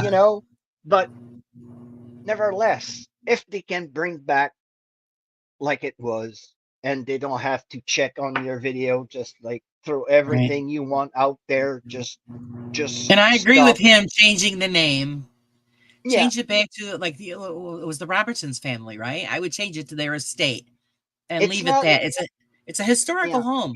Leave it And with the it's not family that if name. she is selling, Julie, she like threw out there that, but if she want, I don't know, they're even offering to pay everybody. I know, great. Um, they're like, give us the They're willing to keys. pay everything off to make the slate clean. So Here's your it's money. Here's your 1.2 yeah, or 1.3 or 1.4 million, and go home. And we'll give the $9,000 to Brian. We'll give the money to Cody and Satori about all their stuff they lost, and pay everybody out and bring the prices to a place that everybody will be I able can't to go afford. again, can afford it, and can split the price between a couple of investigators, and just stopping to,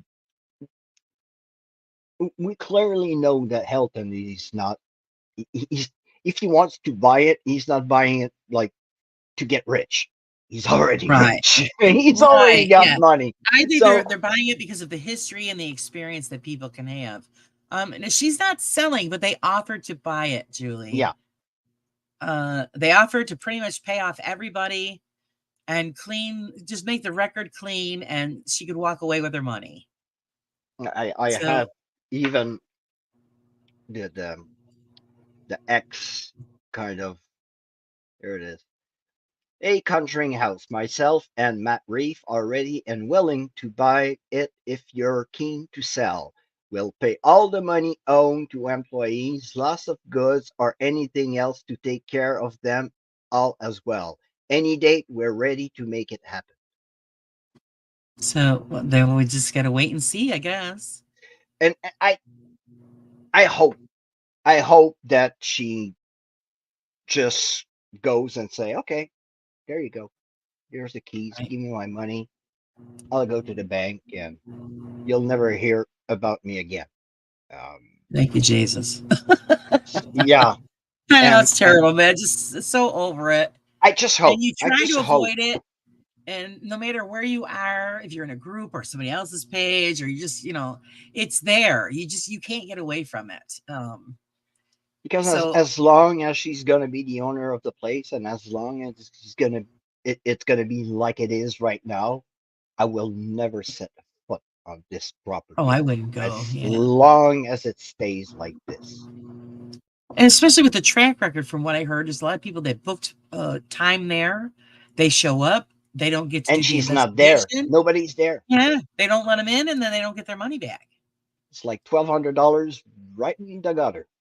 So, I So mean, she's going to be spending the majority of her time in court of all these people suing her. exactly. So I'll go anywhere else, and I'll even go to the less known places, even because sometimes it's there you will have more and more activity.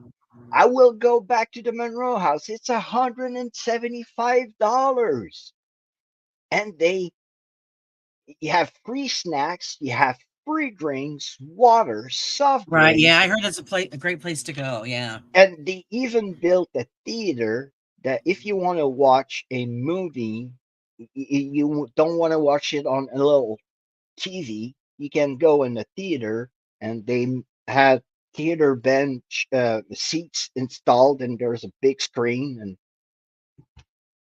there you So go. I mean, that's great for that kind of price. It And really with is. all the hauntings and everything that that place offers, I think it's a fair freaking price. And Yeah. Eddie and Pam and Eddie are such great hosts. Um, you come a little bit early if they have finished to do the cleaning inside. Right. Oh, go right ahead and go in and enjoy your night. So So that's, you want to deal with that. That's great, And when people get that kind of response, you're going to spread the word, and it's going to bring in more business for them. exactly, Where what's going on with the Conjuring House? This woman obviously has some kind of issues, medical issues, I believe. And and that's just my opinion, guys, but I think she needs She's to seek got professional mental help. issues. She's not I think possessed. so. She's not under any kind of trance or anything. She's And just, she's and just let it lay. She's not. She keeps egging it on and egging it on. So I think she's enjoying the attention, to be honest. well, And now she's getting negative attention because now they're saying boycott. So what did you just do? You just ruined your business. and they're talking about her negatively in the news. Now Yeah. there's even a that kind of what's that show called?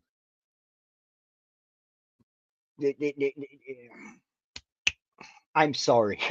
I can't help you. I don't know what you're They talking go after movie stars and they talk about trash about movie stars and stuff like that. about. E-entertainment?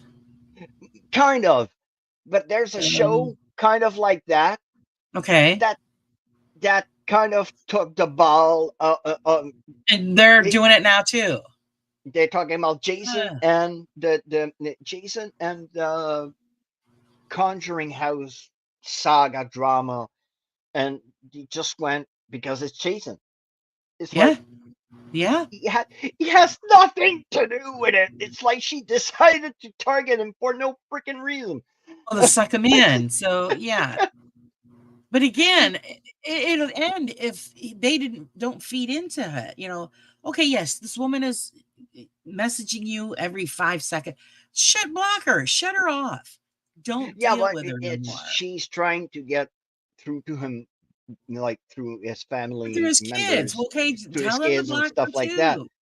But Bill wants then to know what kind again, of coffee it's you're like drinking. don't talk about it like talk about Brian's history or Brian's story in the news because this has to go. But don't go in I don't know Entertainment Tonight or whatever entertainment show it is to Right. well Jason Hawes like he's And the there you reason go. why there's a feud going on at the Conjuring House. No, he's not. He's the one trying to freaking trying to find a solution. He was trying to be the freaking referee and everything, and Right. he's targeted like he's the big bad wolf now.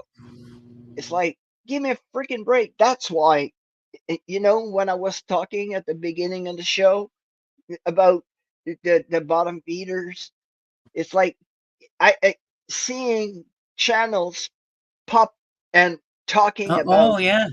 what's going on Every or day there's or something. reacting to it, Yep. reacting to the drama. Don't react to whatever you want. Stop reacting to drama. You're Drama doing what sells. they want. Yep. Drama sells. It's like So there was a that's why they do feud it. between the guys of overnight. Like everybody starting about talking about it. Like it was new. It was the news Right. in between the Conjuring House drama, and then who other creator fell out with is oh yeah the guys from Mindseat TV. Now they're not talking anymore. There's a feud between them. Now there's another drama. There's There you another go. reactor reacting to that. It's like, come Yep. on, guys. Yep. React to a paranormal investigation. React to whatever, but stop reacting on people's demise. Yeah. It just people's garbage. It's You're making money with people's garbage. You're making money with the bad stuff. You're feeding it. You're putting yes. freaking coal in the thing. Proving Uh, demons. yeah. Exactly. There's Same another one. thing. And there, There's she's so another right. one. You're so right because I've heard it from so many people that they've stopped watching paranormal channels because it's not about investigations and paranormal anymore. It's about the It, drama. So they're moving on because they don't want to hear about it. And exactly. it's the And reason they're subbing to us because they want to know about what. Okay, they want to know Jeff went to Gettysburg. What happened there? What did you experience? They don't want to hear how, well, gee, this is. I mean, we're giving our opinion and all this crap that's going on, but it It's leads us like to up to what we want. We want to go back to where it was. there's a kid. I don't have anything about against a kid. I've seen him reacting to all that drama recently. His name is Jake Hartz, Oh yes, and he seems like a pretty good guy. But it's like, keep doing what you were doing. You're right, just repeating what everybody knows already. right. Like when you did your video today about Elton offering, everybody saw that text. Yep. And even if everybody didn't see it, they will learn about it in one day. So you don't have to react about it. Right. Keep doing what you're doing. You're What you're excellent. doing. You're doing an excellent job. I saw a couple of your reaction. I love it. I love what he does. He does a great But when job. you Yeah, that's how I start watch it too. going into talking, and yes, when Elton started uh, talking about numbers and everything, it's like he wants to go public with it. That's fine. But you don't have to be the little boy on the corner of the street, like extra, extra. Yeah, yeah. Like, come on. It's like you're selling the National Enquirer right there. You're not Right. selling the news. You're selling the National Enquirer. Pretty much. Julie says she wants to So be the lady wants to be the next Conjuring in the next Conjuring movie. Yeah. I wouldn't doubt it. I would not doubt it at all.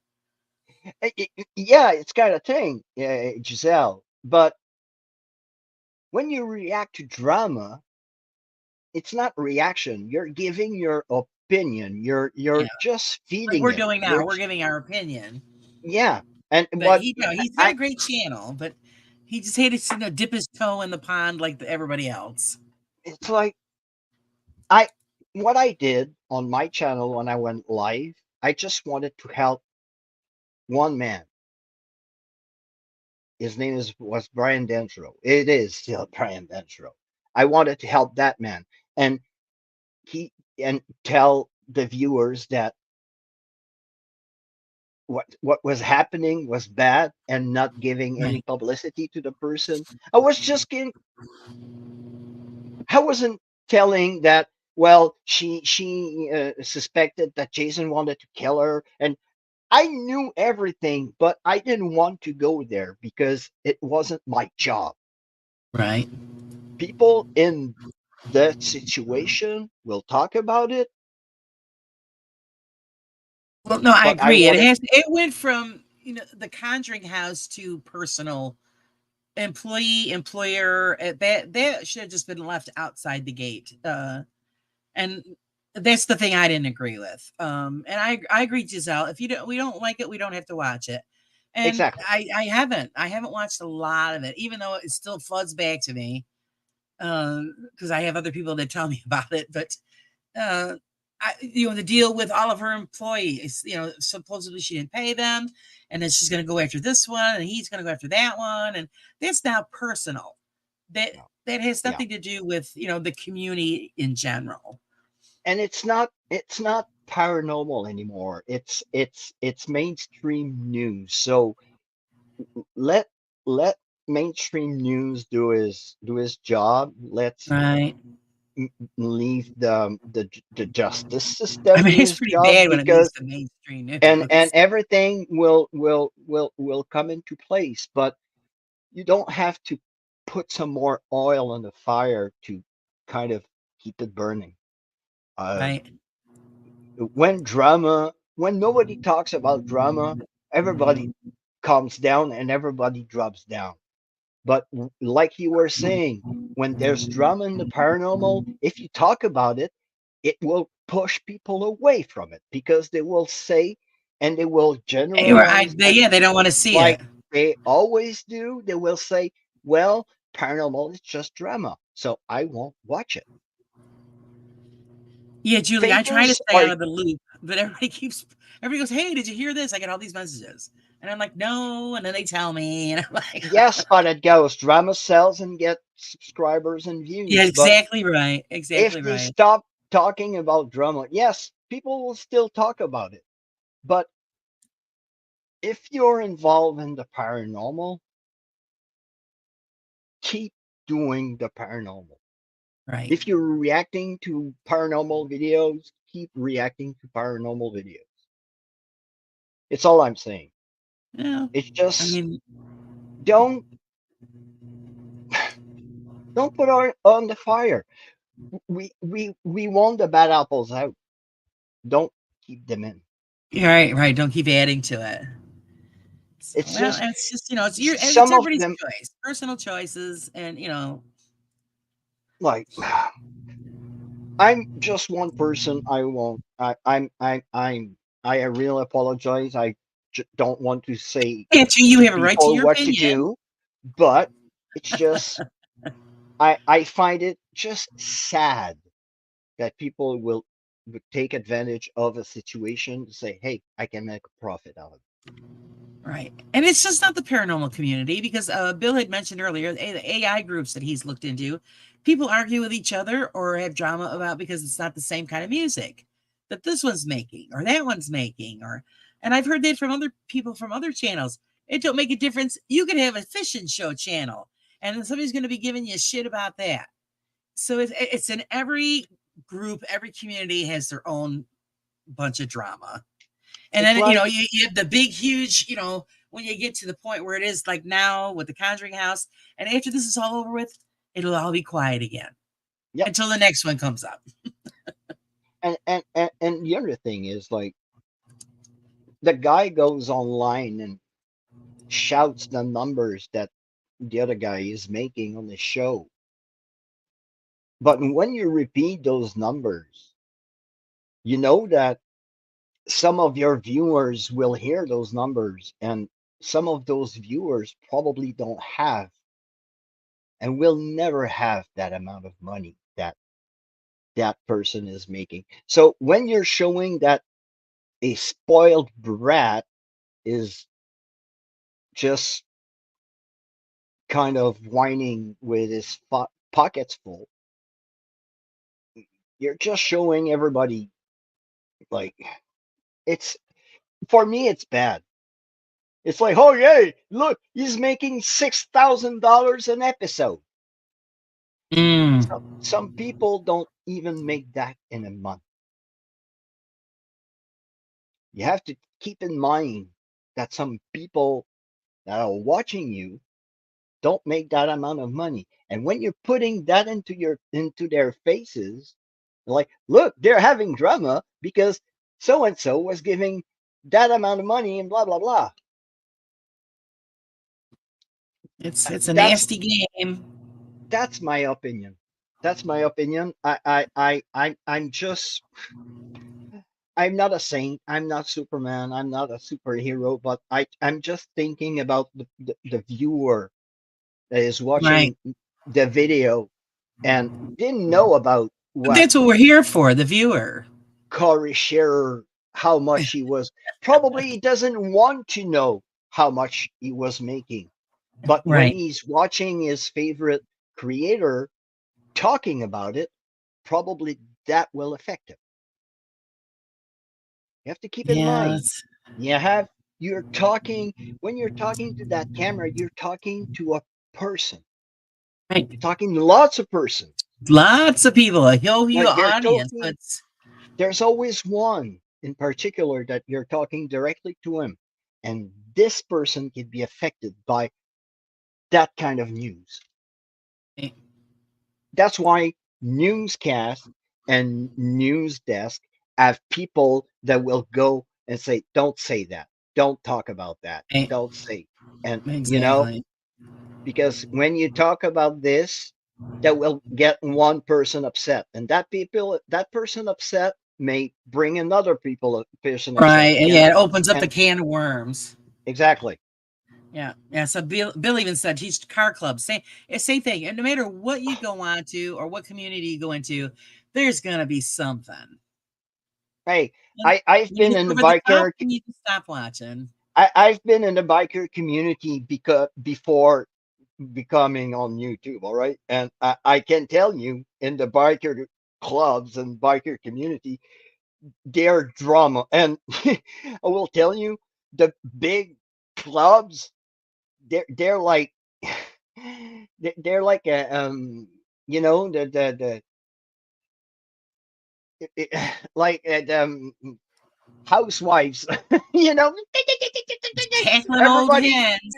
everybody is trying to get somebody, and everybody, it's all drama. Yeah. It's like, Yeah. what the hell, we're supposed to be bikers, like hardened freaking men.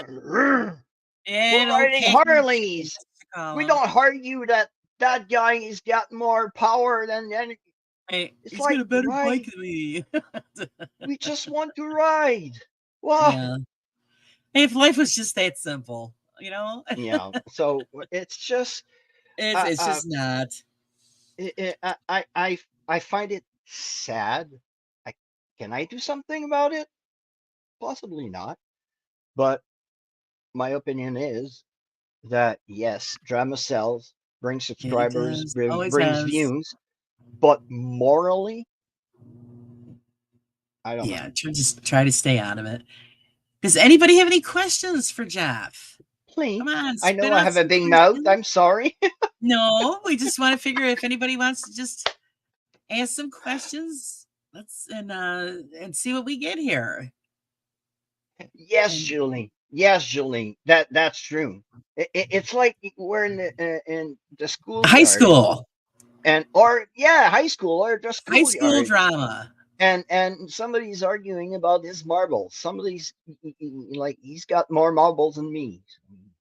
He stole my marbles. Exactly. Whoops, Wayne says, don't get me into fake news, especially in England ATM. Hey, we have a prime minister we're trying to get rid of. So, Oh, I see. Yeah, I don't keep up on that. And so it's well, thank you, Bill. Thank you who's so the prime much. minister anyway? Justin Trudeau. He's a Oh, that's right. That's former art teacher. He's not even a freaking politician. oh At jeez, first, okay. he didn't even want to go in politics. He went in politics because of his name, because his father was one of our former prime ministers, and he was probably the worst of it. But he was a former prime minister, and he wanted the name Trudeau back, and they wanted. But he's doing actually the same thing as his dad was doing, like driving our Billy has a country. question. Yeah. What's your Mm, question?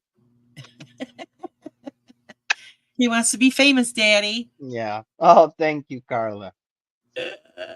Let's see. Are you getting to Are be you badging? Yes. famous? I want to like do a ride and film and put it on. Yes, I will be releasing a channel where I will put all my vlogs. When I go ride on my Harley and I film it, I will put it on there. And when I do 3D printing, my latest project. I just finished one. Now I'm finishing the other one. I finished a massive chasin for my friend Lomar. The base is about a foot across, and the thing all built up. I think it's gonna be about a foot or like 14 inches high. And I'm finishing the printing all the pieces to build Ecto One, Nice. and it's gonna be about that size. I love the 3D printing thing. It's just the coolest thing. My son has one, and I'm like, unbelievable what that thing can do. And then, of course, we found out the other day what it really can do if you take it on the wrong side of the law. Because you guys won't believe this. I have to tell this story. I live in a quiet. It's a village, but it's quiet. But we're on the the edge of the city there, and I've lived on this house for like over 20 years, and here I am the other morning, just sitting here, in my studio here, working on the computer. And the next thing I know is I hear somebody over what do they call those things? Megaphone, yelling out my neighbor's house numbers and telling them to come out with their hands up. I shit myself. I'm thinking, what is going on?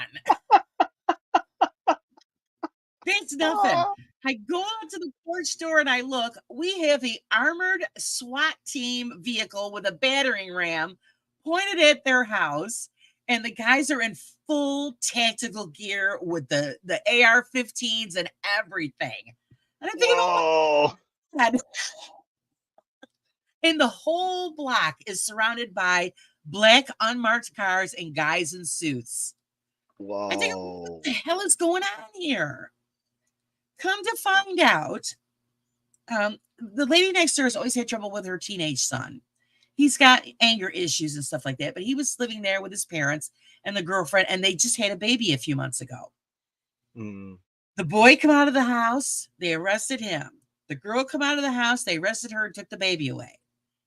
Next thing Oh. I know, I find out he has been making illegal handguns. Sorry, you with a 3D printer.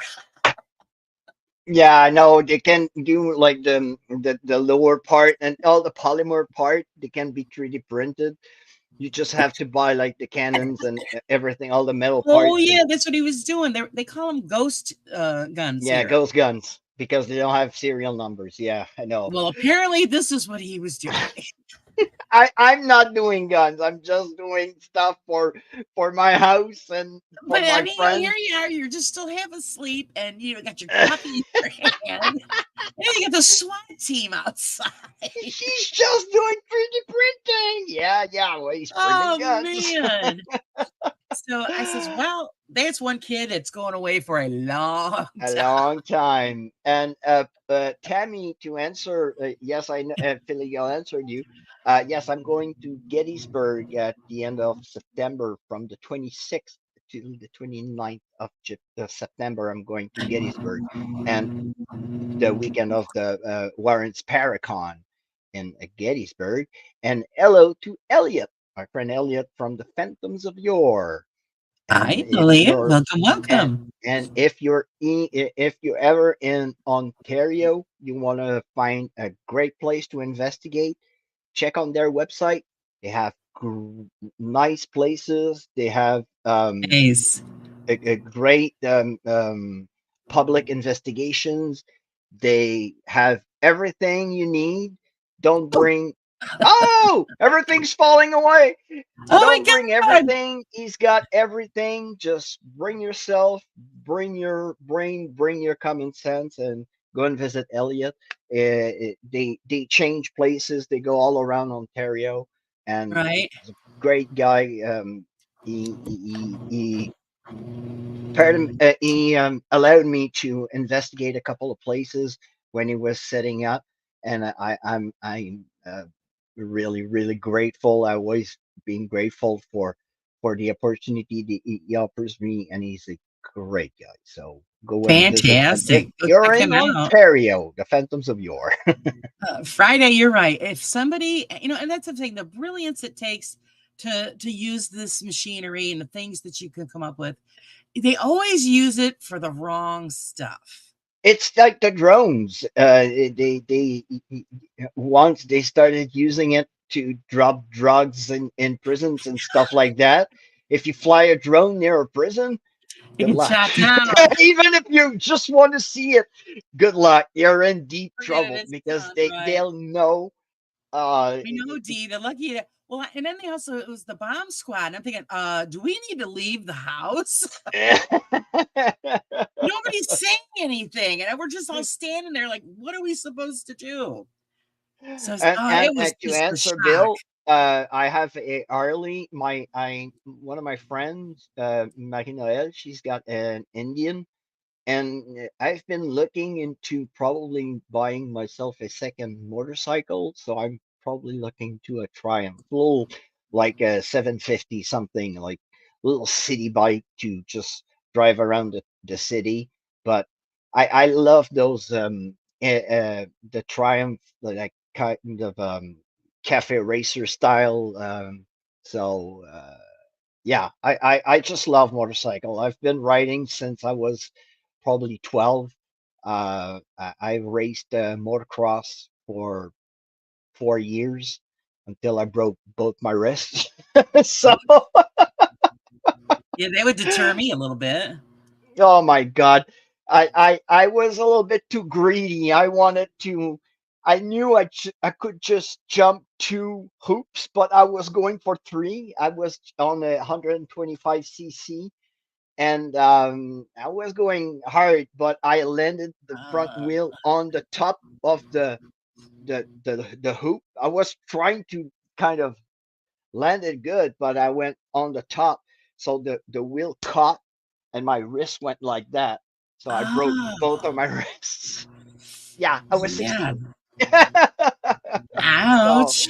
yeah, so it was my motocross career ended there, but I still rode WD 650. Yeah, those love those those 80s bike, those 70s 80s bike. They're really nice motorcycles. They're really easy to work on.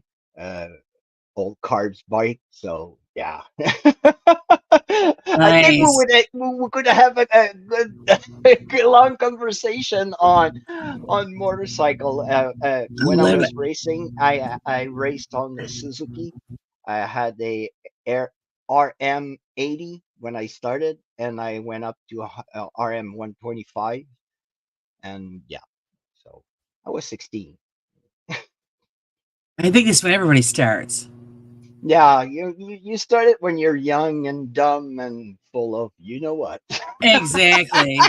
Well, I always look at it, that's when you have the balls. When you get older, Yeah. you turn into a chicken. Oh yeah, It's I just the was truth. You get older, you're like, okay, no, I know what can happen, so I'm not going to do that. I was a crazy nutcase with that. When you're I younger, you're was like, who cares? I was riding in fields, and one time I saw a ditch, and on the side of the ditch it was like just a little lump. It's like I can jump it. I jumped it, but yeah, I landed on the street and My son did that. practically landed in 8 the years neighbor's old, he yard. went over a jump on his bike. So with his buddy, and he was wearing a helmet, landed right on his face. Oh yeah, I had to go. My husband, we had to. My parents took him to because I was working nights, and they come and got me at work, and they'd take me to the emergency room, and I go, it looked like somebody beat him up with a baseball bat. Big, huge egg on yeah. his head. His teeth were messed up. I'm like, oh my god. When you I'm like, learn what how happened? to He goes, jump, I went over a jump. when you learn how to jump, because it to jump, it's a technique. It's you give it gas, your nose gonna go up. If you break the rear wheel, your nose gonna go down. So if you jump Yeah. and you gas it, your nose gonna go up and you're gonna land on your back. And if you give it too much back brake, your nose gonna dive and you're gonna end up like All just he like says he me. remembers hitting the jump, and that was it. Blacked out. Yeah. Oh, that was awful. All right, Judy Favorite says, what is your favorite location? location? I think after my Gettysburg trip is gonna be probably the Jenny Wade House and the orphanage. But to this day, I think I would have to say that that Civil War house, the Confederate hospital, because the owner, Stephanie, she's a gem. She's amazing. She sits in her living room and say, "Go ahead and investigate, do whatever you want. Just don't Nice. go on the second floor in the barn. You might end up on the first floor." So, and but she say, "You want to go in the barn? Go ahead. You want to go in back in the barn?" And she even shows you where the guys were buried, so you can see. Wow.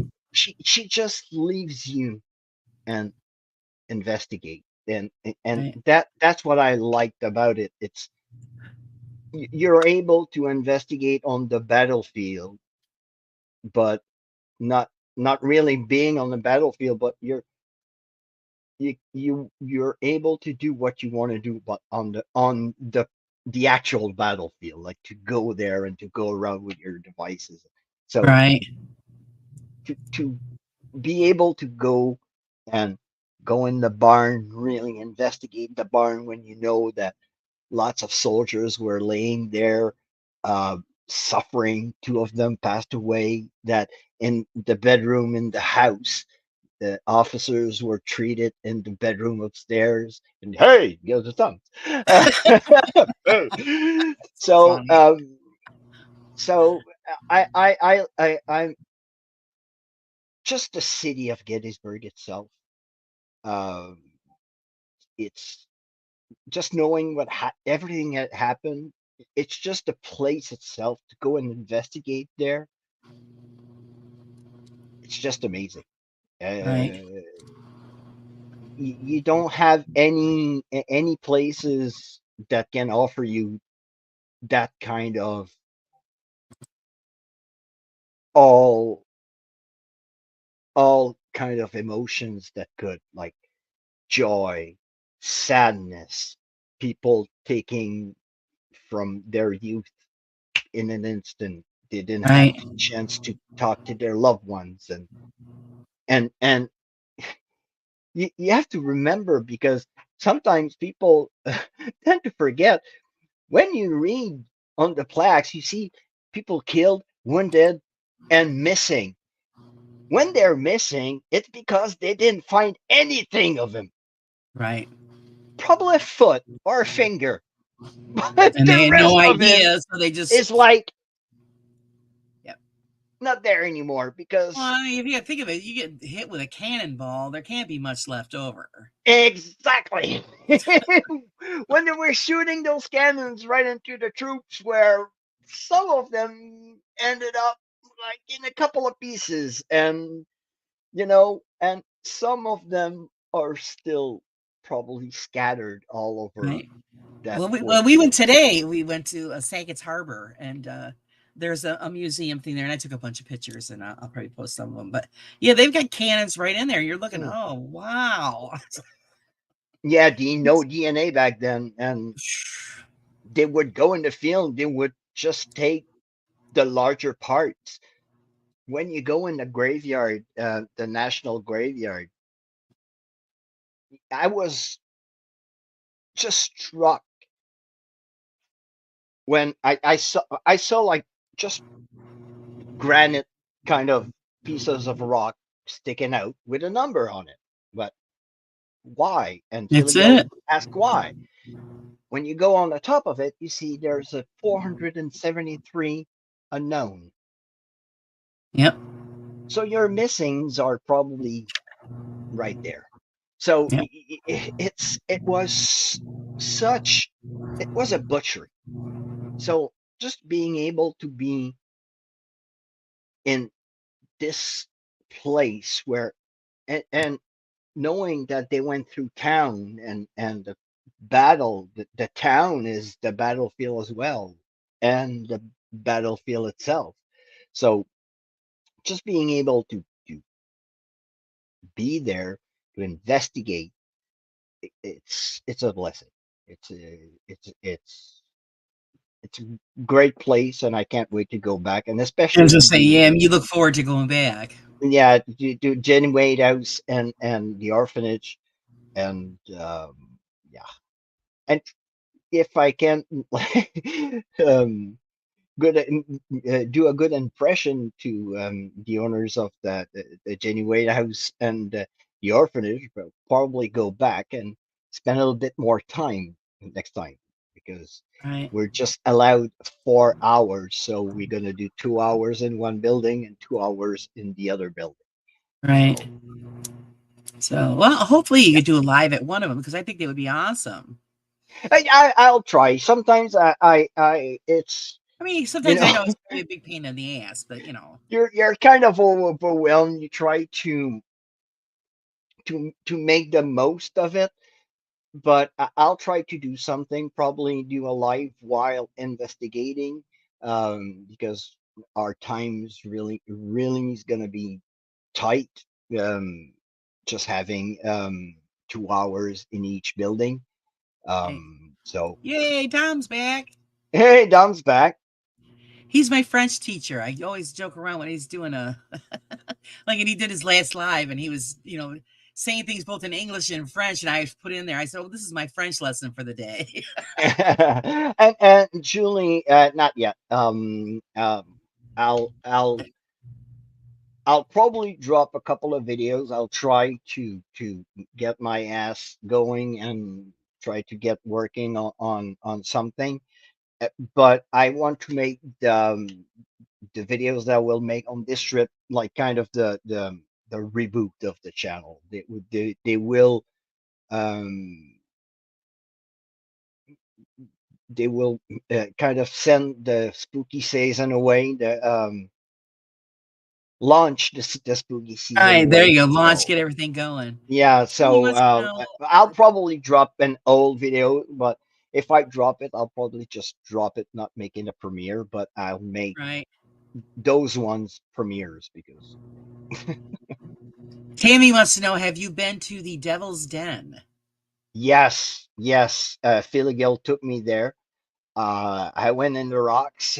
I tried. I was still flexible enough uh, to go in the rocks, but just being those rocks, you can feel the energy. Um, those rocks were impregnated by everything. Um, um, all the energy and the poor guys that passed away on those rocks, and uh, being at the place where they laid that poor soldier to make a photo shoot, Right. saying that there was a sniper hiding there. So yeah, I use Final Cut Pro, Final Cut Pro 10. When I bought my computer, well, it was available, so I decided, There you go. and then it's dumb proof, so it's for me.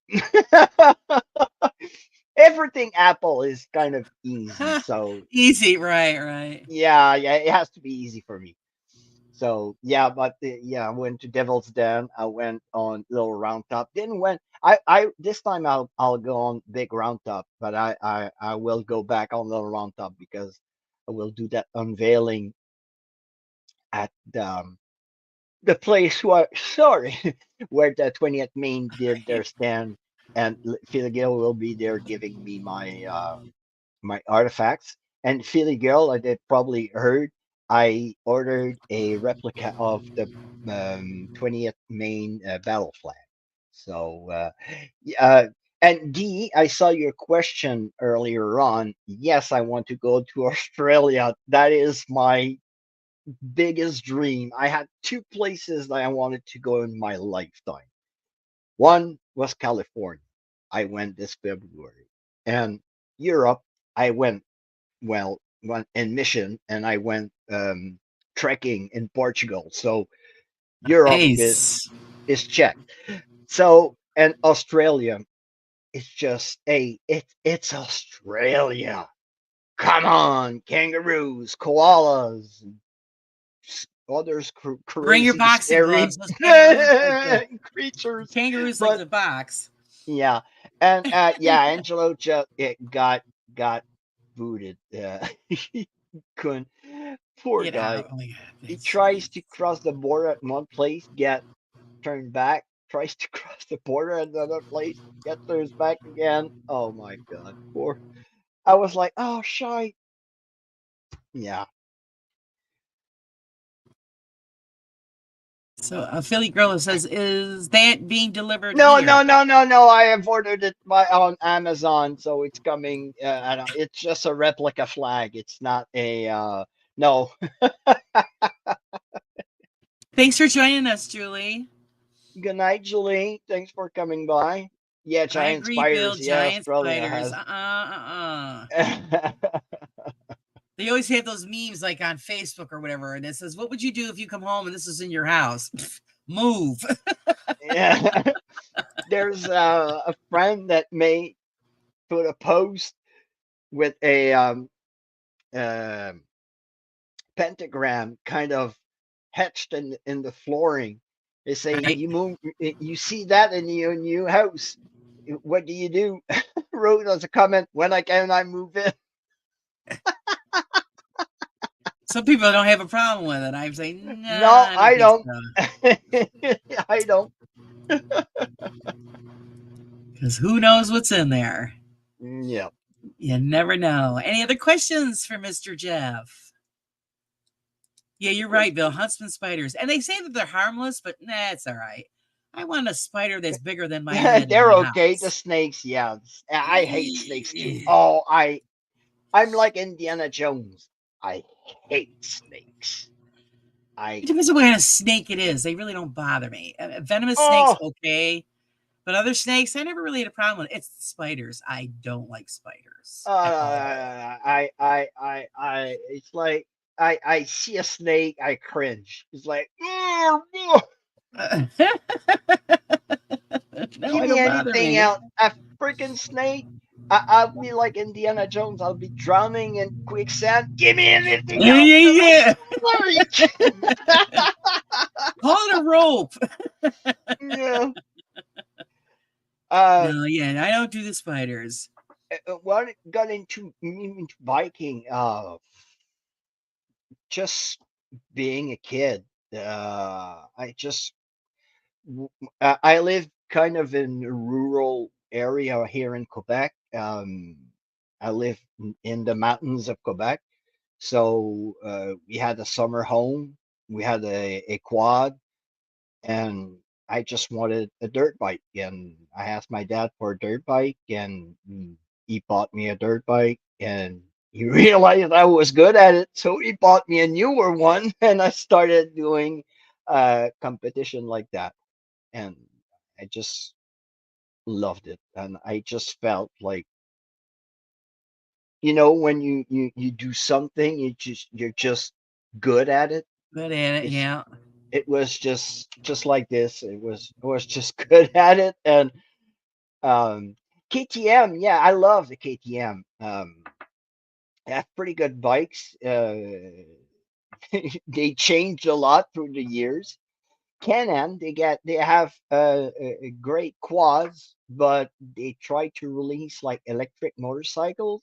Ugh, I'm not sure about electric. I'm not. I like hearing something when I kind of give it. Exactly. Yeah. And you want to hear engine. I'm with you on that one. So because I'm a big lover of old muscle cars. Like the Chevy Nova and the No. GTO, and yeah, those were cars. Yeah, I didn't had right before my Harley, I had a John Cooper Works Mini Cooper. It was 210 horsepower, turbo powered, and the ratio of weight power. I raced a Mustang once, and on the top speed he was getting me, but I was kind of following him, but he was stretching me at the end because he had like more powerful engine, but my car was Right. like smaller and lighter, and my Right. engine was kind of powerful. But I love that car. But it was Yeah. There's nothing better than the muscle cars, got in me my too much opinion. ticket, especially with those freaking radar cameras. So yeah, mine was a 2009 John Cooper Works, the real the 210 horsepower turbo engine. Yeah, Yeah. I don't know. Cars today are just, I don't know. The and yeah, prices are triple I'm what a we used to carb guy. pay. It's Yeah, just I'm a carb guy. My Harley's got the new Milwaukee 8 engine. Uh, I like it, but it's not like an old Evo or an old like shovel or panhead. Like when you play with your screw just to adjust the amount of Right, fuel you right, were right. getting in. Old days. The So old days. yeah, mine was turbocharged. And the days where you could start a car and just jump it with a crowbar. Mm, We used to do that too when the I starter used didn't to work own right. I used to own a 1979 Caprice Classic. You know, police Nice. cars, Yeah. the square. Yeah, that was how you call it, a backyard beater. They can move. It was my winter car, but being real wheel, I was drifting the thing all the time. I think what was it? Yeah, I One know. my father had this old Chevy tank. I don't even remember what this thing was called, but it just fit in our driveway. Literally, you couldn't open the Mm. doors. You had to drive straight through to the backyard or all the way out to the front because the thing just fit through the drive-through, and it was this big, huge Chrysler. And my father Oh, goes, "Well," I go, probably a "What are you doing with Chrysler New that?" Yorker or I something. no, I don't know. It was huge, big, huge maroon and black thing. And my father goes, "Well, I got it for you for your first car." I said, "I'm not driving that. This is like a battleship." And I mean, you can fit like 20 people in this car.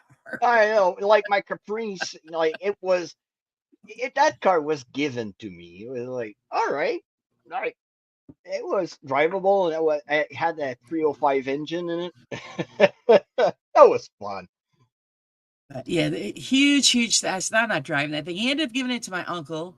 And I'll tell you, that car saved my uncle's life because he, one year he had a patch of black ice and rolled it. It Oh, blew out all the windows and everything, and it landed back on the tires. He started it up, and they drove it home. If there was a car today, they all would have died. I heard stories like that when I was a kid, like seeing my friend driving up to his house, like the car's like crooked. Like, what the hell? Well, I went in the field and started back up and drove back home, like That's weeds it. They coming just out from that's when cars were made out of steel. our thing. Bill, yeah, just We got to get Bill to do some live shows. sure, man. I'll come in and talk about motorcycles, Cars. cars, race cars. I used to be a steward for race cars, racing. I worked 3 years in the pit lane at the Formula One here in Montreal. Nice. Had the opportunity and the chance to meet race car legends. I've met Niki Lauda just before he passed away, the year before he passed away. I've met in Montreal, a legend, motorsport legend. I have met Emerson Fittipaldi in the pit lane in Montreal. Um, I was the steward at Lance Stroll first karting race. I've seen the guy evaluate from karting to Formula One. Nice. Um, I've been around race cars all my life. I've raced karts. I've raced late model stock cars. For Scooters, not scooters, but I did some skateboards. motocross. But no, I wasn't really into. I was more into motorsports all my life, like Nice. motocross, younger, karting, and stock cars. When I came back from Bosnia, I went to the Jim Russell Racing School to get my racing license because Right. I wanted to be a race car driver, and so Let's see. yes, I'm on Facebook. There you go, Bill. There's your first guest, and everybody said they'd come and watch. I keep trying and to I talk have them into it. and I have pictures to like when my times in the pit lanes in Montreal. Like I used to like be like a fanboy in front of all those like race car drivers. Daniel Ricciardo, he's such a gentleman. When you go and talk with Wonderful. him, he's always like being So nice, and you got to set so. that all up with Jeff and then let us know, Bill, and we'll all be there with our car questions. Oh, Andrew, yeah, in Long Beach. When I went to California, I had the chance to drive on Ocean Boulevard where the Long Beach Grand Prix used to race. I was like, oh my God, I was watching like races here in Long Beach with my dad on that same freaking street. Like if it wasn't Formula One, it was like back then the kart racing series or Champ Car, you know. So Jeez. and I don't know if you know something. Oh, I can add you, Tom, later on. There's race car drivers that are kind of internationally known Right. that comes from Cuba. I don't know if you know Alex Tagliani. He used to race in the kart series and Champ Car. Well, he's a good friend of mine. So See, hey, we're rubbing elbows with somebody famous, guys. You're not hijacking the show, Bill. The show is not, this no, is it's all food. right. Doesn't mean we can't talk about Bill, anything. I mean, but other shows, they talk about food all the time. So we're talking about yeah, cars. I'll try real quick to find a picture in my Formula One days. Mario Andretti. Yes, I know who that is. I've met him. I've met him in Have Toronto you? when he and I even have a card autographed by him. It's somewhere in my things. I have two hats autographed by. I have one autographed by Daniel Ricciardo. I have one autographed by Lance Stroll and Sergio Perez, and I have one autographed by Lewis Hamilton and uh, Valtteri Bottas. See, you're going to be able to talk about all of that stuff. Boy, that's going to be one Yeah, hell of a show. if you wanted that's my Harley. If you want to, oh yeah, I have to go there. See. Yeah, see, Bill? So you got to set that all up. We're going to look forward to it. There you go. There it is. Vroom, So vroom.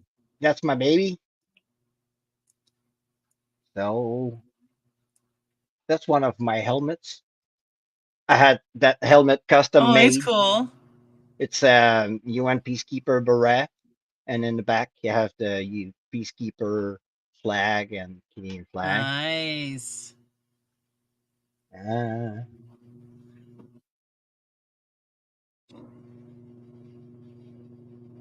oh yeah, that's one of my friend. He used to race in the Rallycross World Championship. He's a Russian. His name is Timur Timirzianov, and that weekend was one of his worst weekends. And I told him, "You're gonna make a podium this weekend." And when he made his third place, he came in to me and he gave me his trophy. I don't have the trophy anymore. I gave it back, but he wanted me to keep the trophy. So that was such a great time. There's another racer right here. That's Andreas Bakarud. He he did when he won that weekend. He didn't won his last win. That was 2019. His last win was 2016. So he was kind of happy. Pretty That cool. that's a Grand Prix race track we have here in Trois-Rivières. It's the Trois-Rivières Grand Prix. We used to have a leg of the world championship. Had less gray in my beard back then. That's a German driver. His name is Timo Scheider.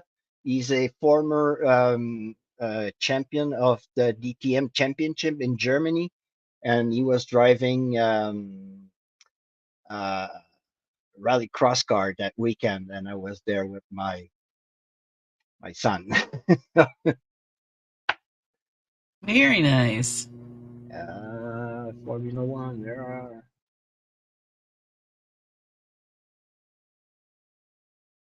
they?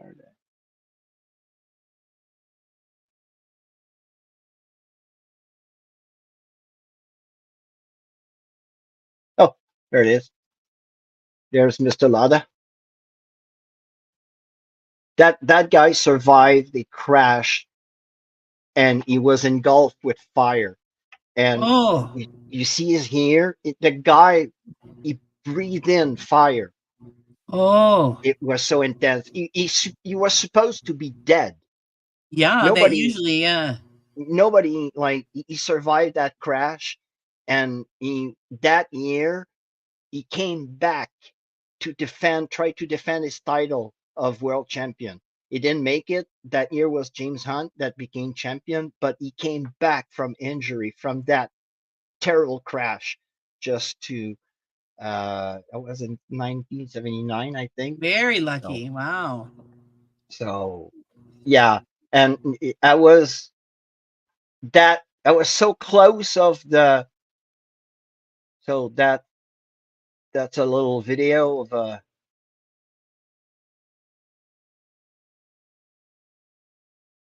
that close from the guys. It was I was right under the podium right there. Wow.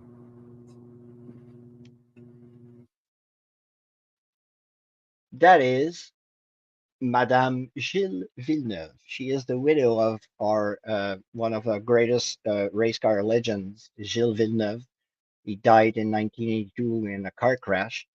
And that weekend, we're celebrating his 25 years since he won.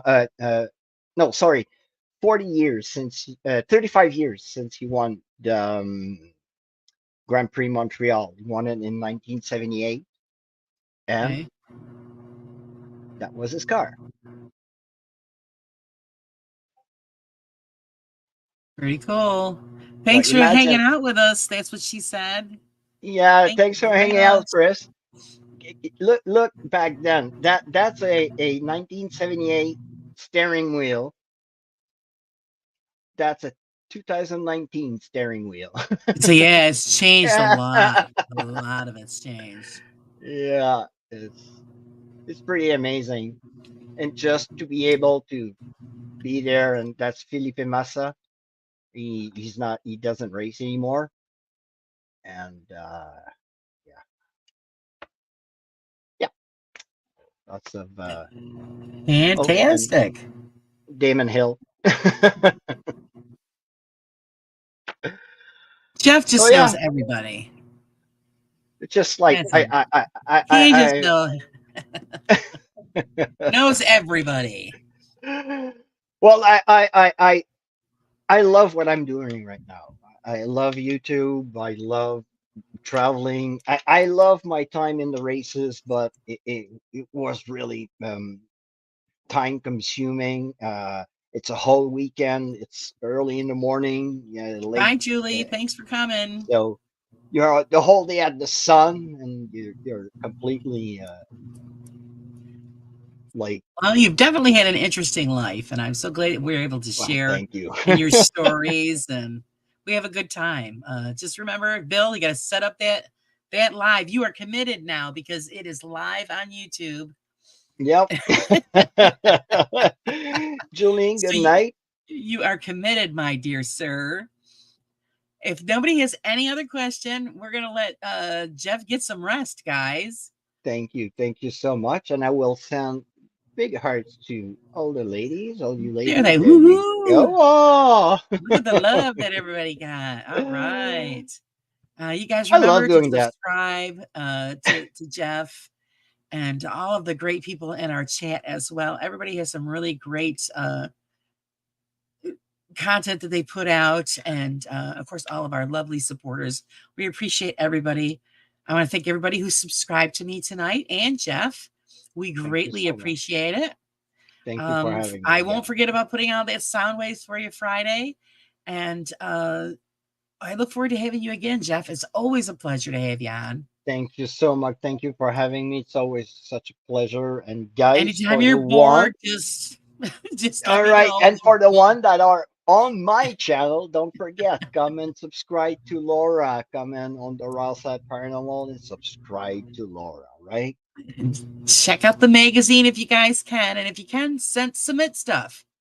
You know, stories, jokes, poems, artwork, I can't write, so anything. I'll just, anything. I'll take anything. Just it's so good. Put it in there. It's a community based magazine, and I want everybody to be a part of it. So far, so good. Everybody's enjoying it. So I'm more than a talker. that's all we can ask for. So thank you, everybody, and until next time, thanks for joining us on the Raw Side. Good night.